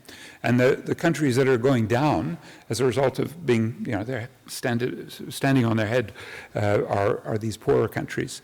And that means for the BRICS, they decisively unite when it really makes a lot of, let's say, financial and climate policy, it makes sense for them within the G20. In fact, India hosted it last year, Brazil this year, South Africa next year, which means when you hear that the BRICS will lead de-dollarization, don't believe the hype. There's been a lot of hype that there has to be some alternative to that US dollar and the power of the Fed and Bank of England and European Central Bank and Bank of Japan. But as Pepe Escobar explained, you could get a few changes, a basket of national currencies and payment and settlement structures, a single stock exchange, but that will take 30 to 40 years. Pepe Escobar, if you don't know who he is the most pro-BRICS writer in the world. So he's really being very sober about the realities. A basket of currencies for an alternative payment system did not gather steam in Johannesburg. India refuses to use the Chinese yuan. And when there is a Russia-India deal for Russia to sell energy cheap to India, there isn't enough from India to export back to Russia, so there's a huge imbalance there. As Pepe Escobar very, let's say, cautiously revised his own opinion that the BRICS could lead the struggle against the US dollar dominance. It became even clearer 2 years ago, March 4, 2022, after Putin's invasion, because the BRICS New Development Bank and the Asian Infrastructure Investment Bank both joined the sanctions, the financial sanctions against Russia, and then in raising money subsequently, even with President Dilma Rousseff, has said, yeah, we're not very badly exposed. They obviously were pointing to the New York credit rating agencies as their audience, so they're really trying not to alienate Western finance. On top of that, we can go through all of the details, lots of corruption in the BRICS Bank, which brings me to the way the BRICS, having, I hope, dealt with any false hopes, there will be an alternative to world finance coming from these 10 countries. We have to go back to this terrible, terrible picture. This is what happened here in the Bella Center, in a little side room when Barack Obama barged in. And what he found was an alliance with the biggest polluters, plus South Africa, minus Russia. And what that meant was a deal, the Copenhagen Accord, which shames the city, doesn't it? The way Oslo shames us on the Middle East. And I think this has been put very effectively by Lumumba Diaping, who was the G77 chief negotiator. And he said, look, we got a Copenhagen Accord. Many African negotiating delegations were unprepared. Some members were lazy or being bought off. He singled out South Africa, saying some members of that delegation had actively sought to disrupt the unity of the bloc. There's the imperial, sub-imperial alliance because they have in common two essential ideas. We don't want to cut emissions to the point we can stop planetary arson because it'll hurt our industries and our fossil fuel companies. And second, we never want to acknowledge a liability, a climate debt, the reparations that we owe for the massive damage. With that attitude, no wonder South Africa then hosted the COP17. And again, climate justice put on the sidelines of this meeting. No wonder that with only 29% of world GDP, the BRICS 10 countries have 51% of emissions. And the importance of this is for our climate justice activism, where there are 6 standpoints that I think we were all developing in a consensual way. You can dispute, I'm happy to talk about these, but cutting greenhouse gases sufficiently and fairly, transitioning gracefully, redressing social injustices, managing green technology as a global public good without the intellectual property restrictions, leaving fossil fuels underground, and financing planetary and social survival. There's not really time to do all of the detailed analysis of why we need to have a CJ alternative to the West and the BRICS. But I'm sure you know each one of these 6 demands intrinsically. The balance of forces in the UN is appalling. And this goes back when Johannesburg hosted the World Summit on Sustainable Development, Rio +10. And the Global Compact was the way Kofi Annan invited in big corporates who then, especially in UNFCCC, but also in WSSD in Johannesburg, completely have wrecked and shut off our climate justice agenda.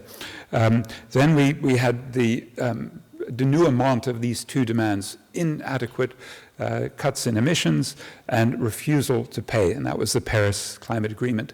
It really is a small group of these negotiators in the G20. South Africa is the only African country, although the AU, the African Union, was admitted in. And that's why the new BRICS Plus member, UAE, with Sultan Al Jaber, could have the freedom to do all these side deals for the same company that he was presiding over at the same time he was running the UNFCCC Conference of Polluters 28. That is the Abu Dhabi National Oil Company. And it's going to be the same situation later this year in Azerbaijan, where Mukhtar Babayev is also from a very similar background.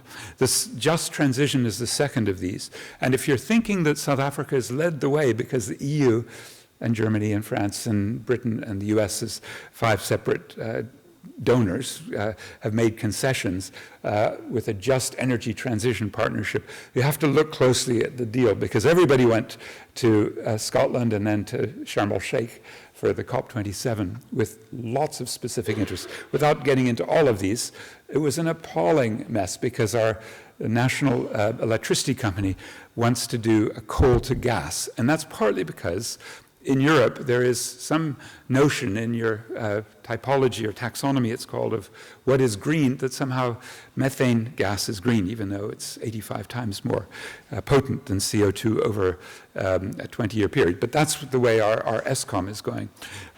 We've also had no consultation whatsoever. I'm just going to wrap up without doing all of these, because, I mean, rights of future generations often left out. To me, that's one of the crucial ones, the public goods of technology, so that we avoid this false solutions, leaving fossil fuels underground. And just finish, if I have just 20 seconds, with a victory. And that is something that we learned so much from, where there were and are about 7 million people in South Africa living with HIV. And to get the medicines to strengthen their immune system appeared impossible, at about $10,000 per year, the cost.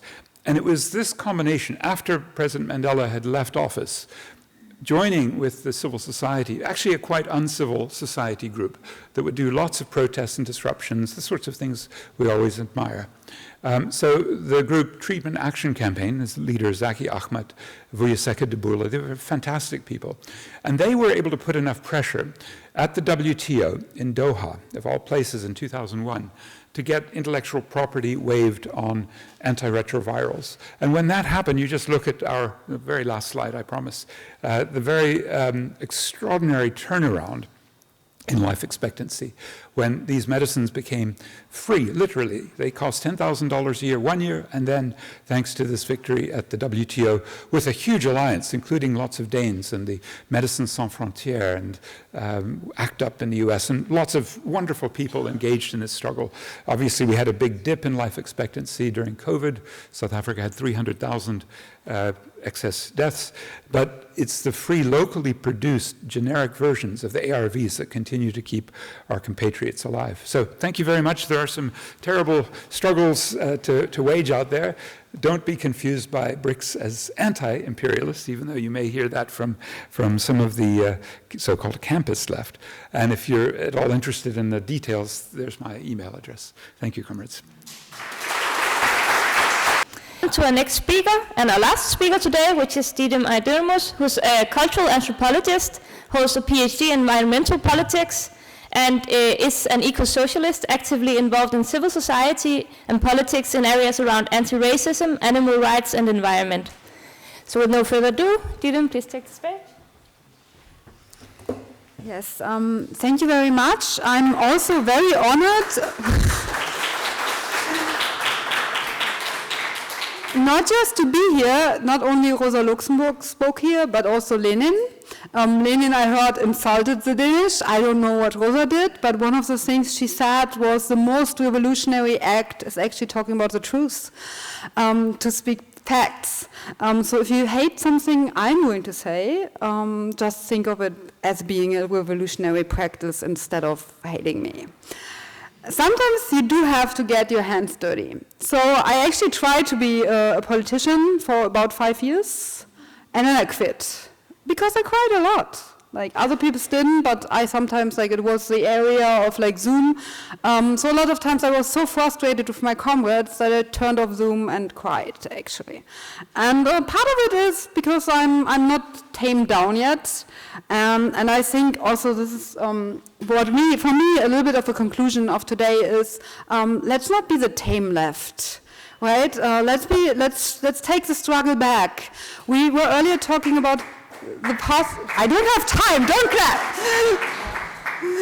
We were earlier talking about the post-political, and I'm supposed to talk about food, but I'm also very political and very much about democratic theories, so I have to go into that very briefly.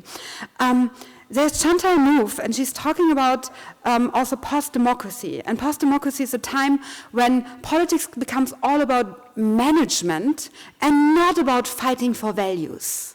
And this is, I think, also part of us being the tame left, right? We don't really talk about the values behind those policies anymore.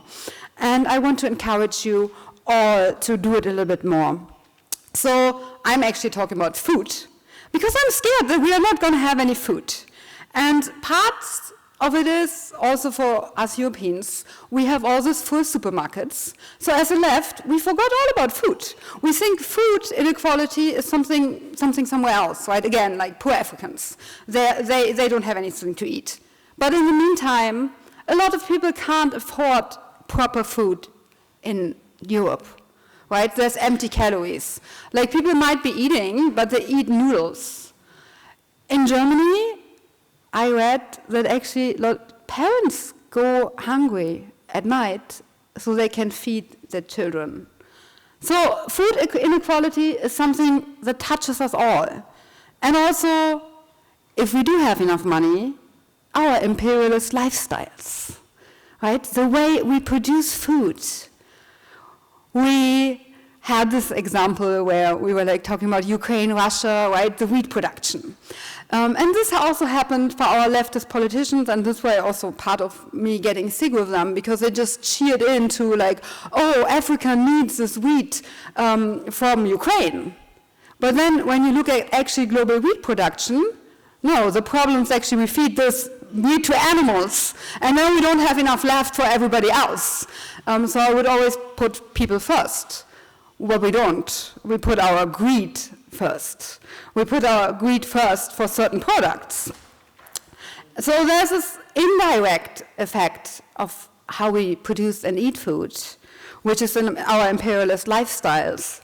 And there's a direct effect of us buying food off, like superfoods like quinoa, right? Quinoa became so expensive that locals could not afford quinoa anymore.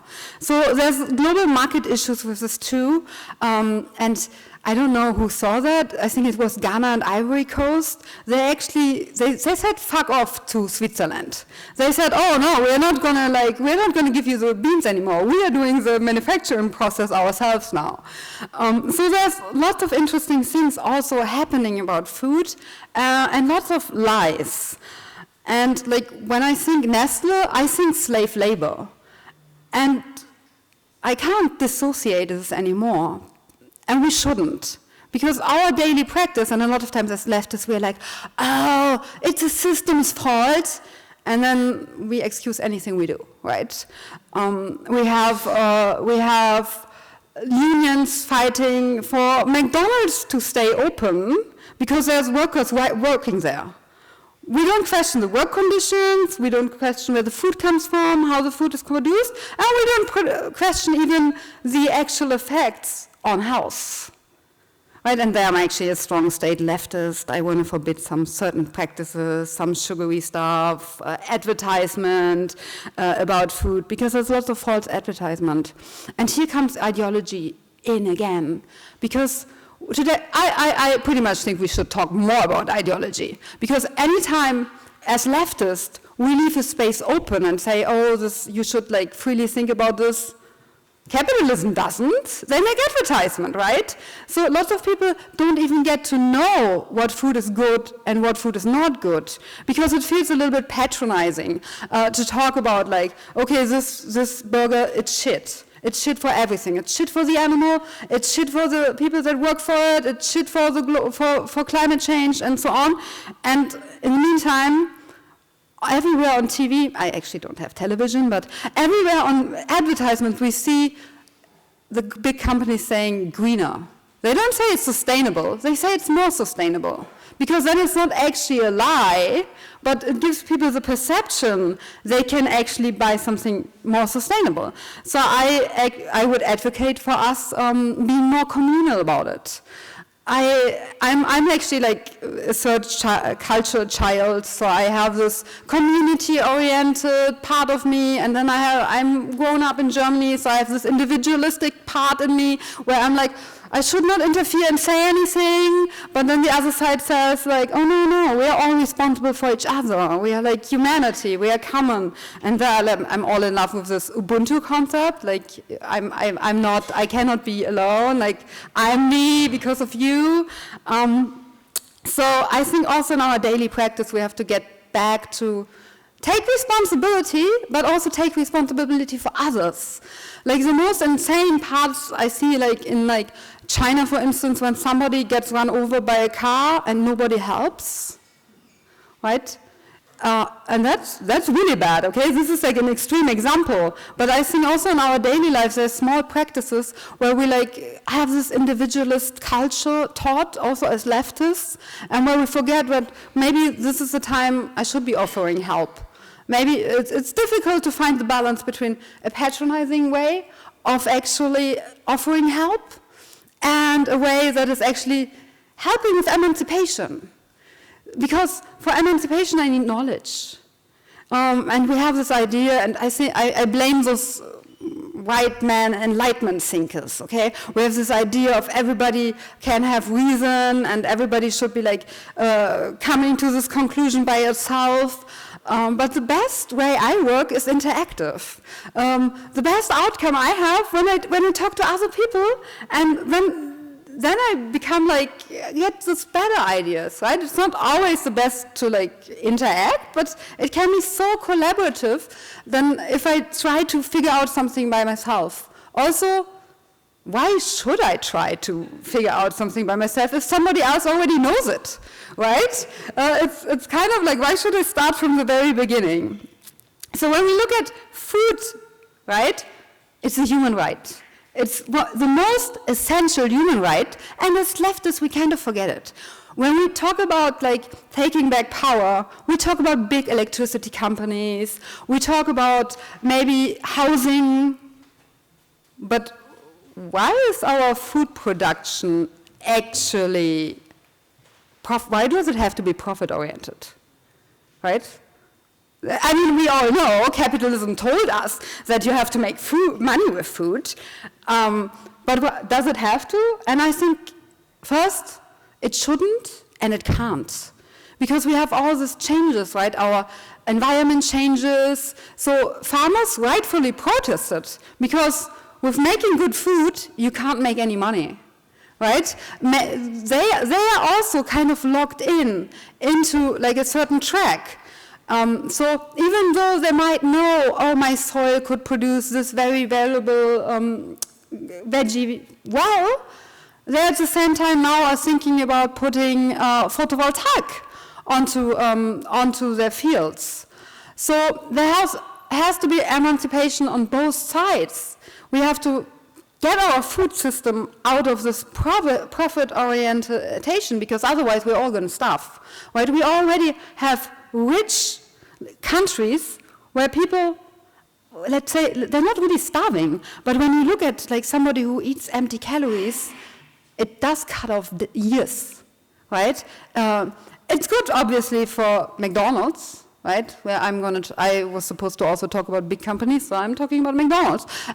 So it's good for McDonald's, all those empty calories, and that it kind of became cheap. And it's good for Big Pharma, because, right, sick people, that can make a lot of money.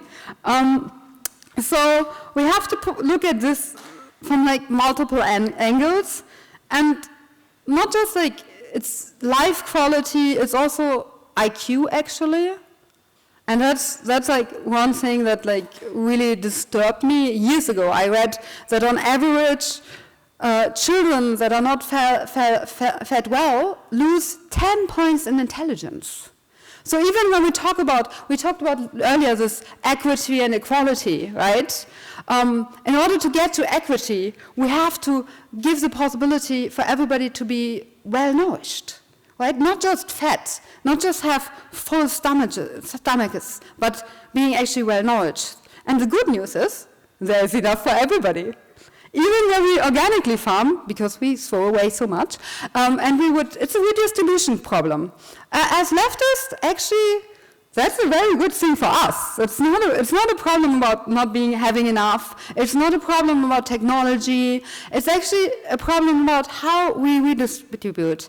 And I would like you to think about food in like 4 ways. Or 4.5, because we also went sustainability.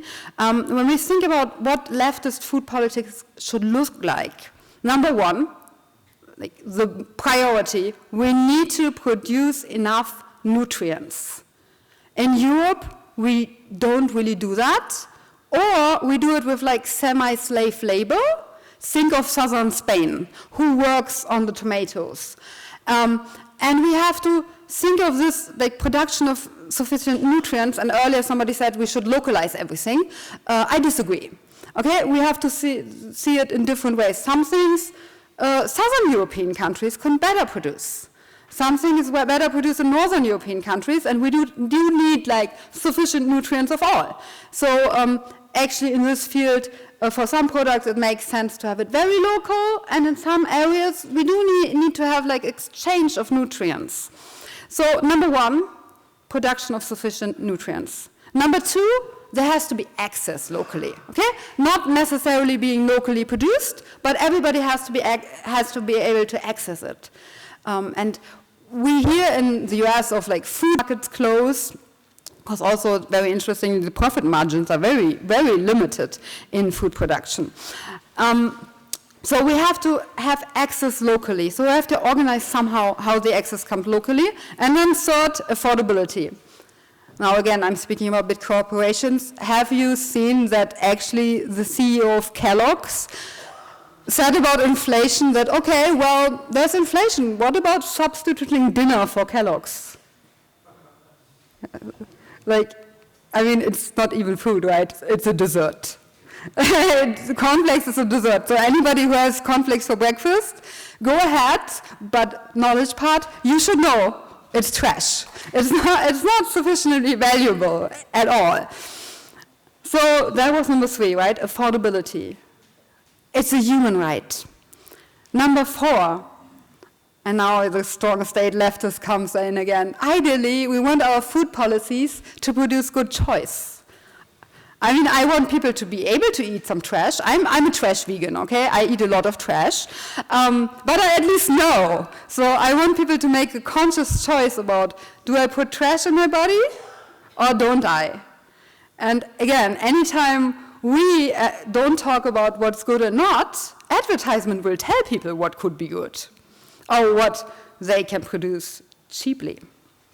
And being skinny, at the moment, in a lot of countries, is a privilege. You can see that probably he didn't do that with his dots, and we saw this picture of like this old cool trade labelist, but if we look at all the dots, most people will probably not be obese, right? So we could also see these dots from this, the well-connected elite, right? They get to be skinny privilege, because they get to have good food, but we don't. And I do get to have decent food. So again, conscious choice of eating trash. We have the big concept. So we have number 5, also sustainability, right? Big concept. And this should be also part of our concrete aim, right? Staying within the footprint or even foodprint. And there, one of the slides was wrong. It talked about vegetarian food. Sometimes vegetarians have actually a worse footprint than meat eaters because milk has a large footprint. And there again, does any, now I'm going to be interactive because it's already late. So how many of you in your country had like a got milk campaign where you had like school milk or like anything similar like that? Okay, you know that this got milk campaign is like big animal agriculture? So milk is not very nutritionally good. And people started drinking less milk. So this whole got milk educational campaigns being state-sponsored was actually the biggest lobbyists. And there, very interestingly, in Germany, you would think the biggest lobby could be the automobile industry, right? But it's not. It's agriculture. When you look at European Union, the biggest budget part, 1/3, goes into the common agricultural policies. But yet, the farmers are not, this is not oriented toward the common good, but the farmers are made to think in a profit-oriented way. Also, a lot of tax monies go there, right? It's kind of like our taxes redistributed to the wrong side, kind of the same story in every part, right? It's capitalism, baby. Most of the times when we look at what is the problem, we see deeply behind, and it's like the profit motive. Sometimes, okay, it's also us, right? Human nature can be greedy, and we like to compare each other, but most problems are on steroids because of capitalism, and especially today's late-stage capitalism. So in abstract, when we hear the things like food sovereignty, right? It is about us making a conscious choice. It's about us having available food. And it's about change in production and consumption. It's about getting our awareness. When we talk about health and emancipation, it's about access to education, but also access to seeds. And when we talk about generational justice and saving humanity, right, future generations, big aim, it is about our footprint. It is about the fact that, for instance, in Germany, capitalism has perverted the system so much that it's profitable that 1 out of 5 pig dies in the production process before even being slaughtered, right? It just dies. That's still profitable. This is the system we are dealing with. And we have all this global market competition, right, where wheat is sold to actually become animal feed. Right? Not to feed people, but to become animal feed. Okay, obviously, as I said, I'm this vegan, so I'm going to make a point about big animal agriculture. But I actually managed to do a PhD on climate politics without actively knowing that the animal agriculture business has the biggest footprint. And they calculated being actually between 25% and 51%, according to different studies, right? The lowest conservative estimate is that it's 18.5% of global emissions is in the animal industrial industry. And even if you would get rid of just the waste, okay, just the food waste. I don't say you now all have to become vegan or something in your daily practice, but even if we get away with the food waste, right? We can reduce this carbon footprint by a lot. But why don't we? What is about the politics about food?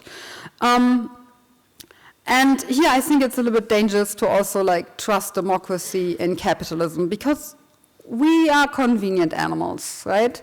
We love our comfort food. We don't want to give it up. I love chocolate. Although a lot of times I know chocolate is most of the time not so nicely produced, so I try to go for the fair trade chocolate. Fortunately, I can, and I'm trying to get my bad conscience away from this. Same with coffee, right? Coffee is my comfort food, right? I wouldn't be standing here and still be awake, and most of you probably wouldn't be awake if we didn't have any coffee. So it's a very private, personal thing. And now, like, individualism kind of got us off the track, right? The binary of private and public. Because my consumption of chocolate and coffee does have a real effect on the rest of the world. And my choice, and yes, most leftists in the West don't want to have me talk about consumerism, but I'm going to do it anyway. Because I said, as a third cultural person, I feel like I have the right to like mingle into like both, dip into both sides. So, it's not private. Food is political. Same with clothes, right? What kind of clothing choice I make does have an effect, or maybe I don't make it different, but it's also a way of awareness. How I carry myself. So we have to like rethink the whole what is private versus public discussion and go back to our leftist roots, right? It's political. So similar thing with everyday food is so all about everyday practice. So we get used to doing all kinds of things. We have all these traditions where we're like, but it's a tradition, right? Anytime somebody doesn't want to talk about something seriously and like question it, they're like, but it is a tradition.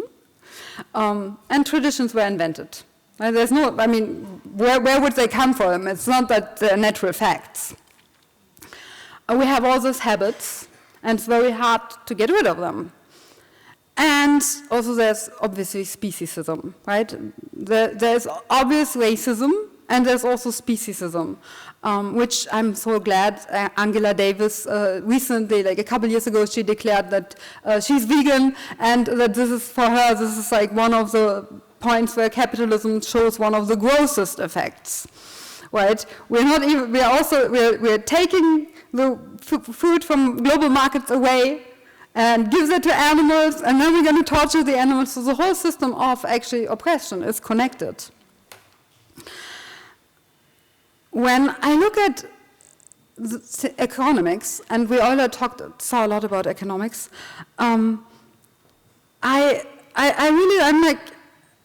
I think this needs to be said now often. Capitalism is not about need. It's never about need, right? It's about manufactured wants. And I learned this while teaching 10th grade economics for fun, and I wasn't really aware about it, but in economics, demand is obviously, and this is obvious, but it wasn't so obvious to me, demand is not who wants it or needs it. Demand is who wants it and who can pay for it. So, but we're still talking about demand. Like, let's not care about demand. Let's care about needs. And I said I'm going to like try to like talk about the little things that we can do. And the little things would be forming collectives for food, canteens, have communal eating. Have a sharing economy. We talked about this earlier. And I would also say multiply your seeds as long as we still can. Right? This is actually, there's property rights on seeds. Right? So let's go multiply seeds. Let's do urban gardening. Let's try to get, and this, I mean, I'm talking about the big things, and the others are talking about even more the bigger things, and I'm talking about just like little tiny things like let's all multiply seeds, let's all have canteens and so on. But we have to take some areas away from capitalism somewhere. And I think those are neat everyday practices that we can do, right? Cook for more people. Call all your neighbors, and there you have it, right? Call your neighbors and cook with them. Make some potlucks. Do all of this. It doesn't sound revolutionary, but it can be. All of this can be. So some companies have more money than countries, right? And Then we have to question this. Why does Coca-Cola, even though there's little profit margins, actually have more money, has more money than some countries and can sponsor stuff? Like, let's start questions all of that. I was going to read something, but I don't have time anymore. So I'm going to end with my conclusion. Be the party pooper. Okay, it's uncomfortable. Nobody wants to be the party pooper. I'm like, I love harmony, right? But in the political party, everybody would be like, Didem, but you're super annoying. And I didn't like it. It felt uncomfortable. As I said, I cried all the time. And now I took my break.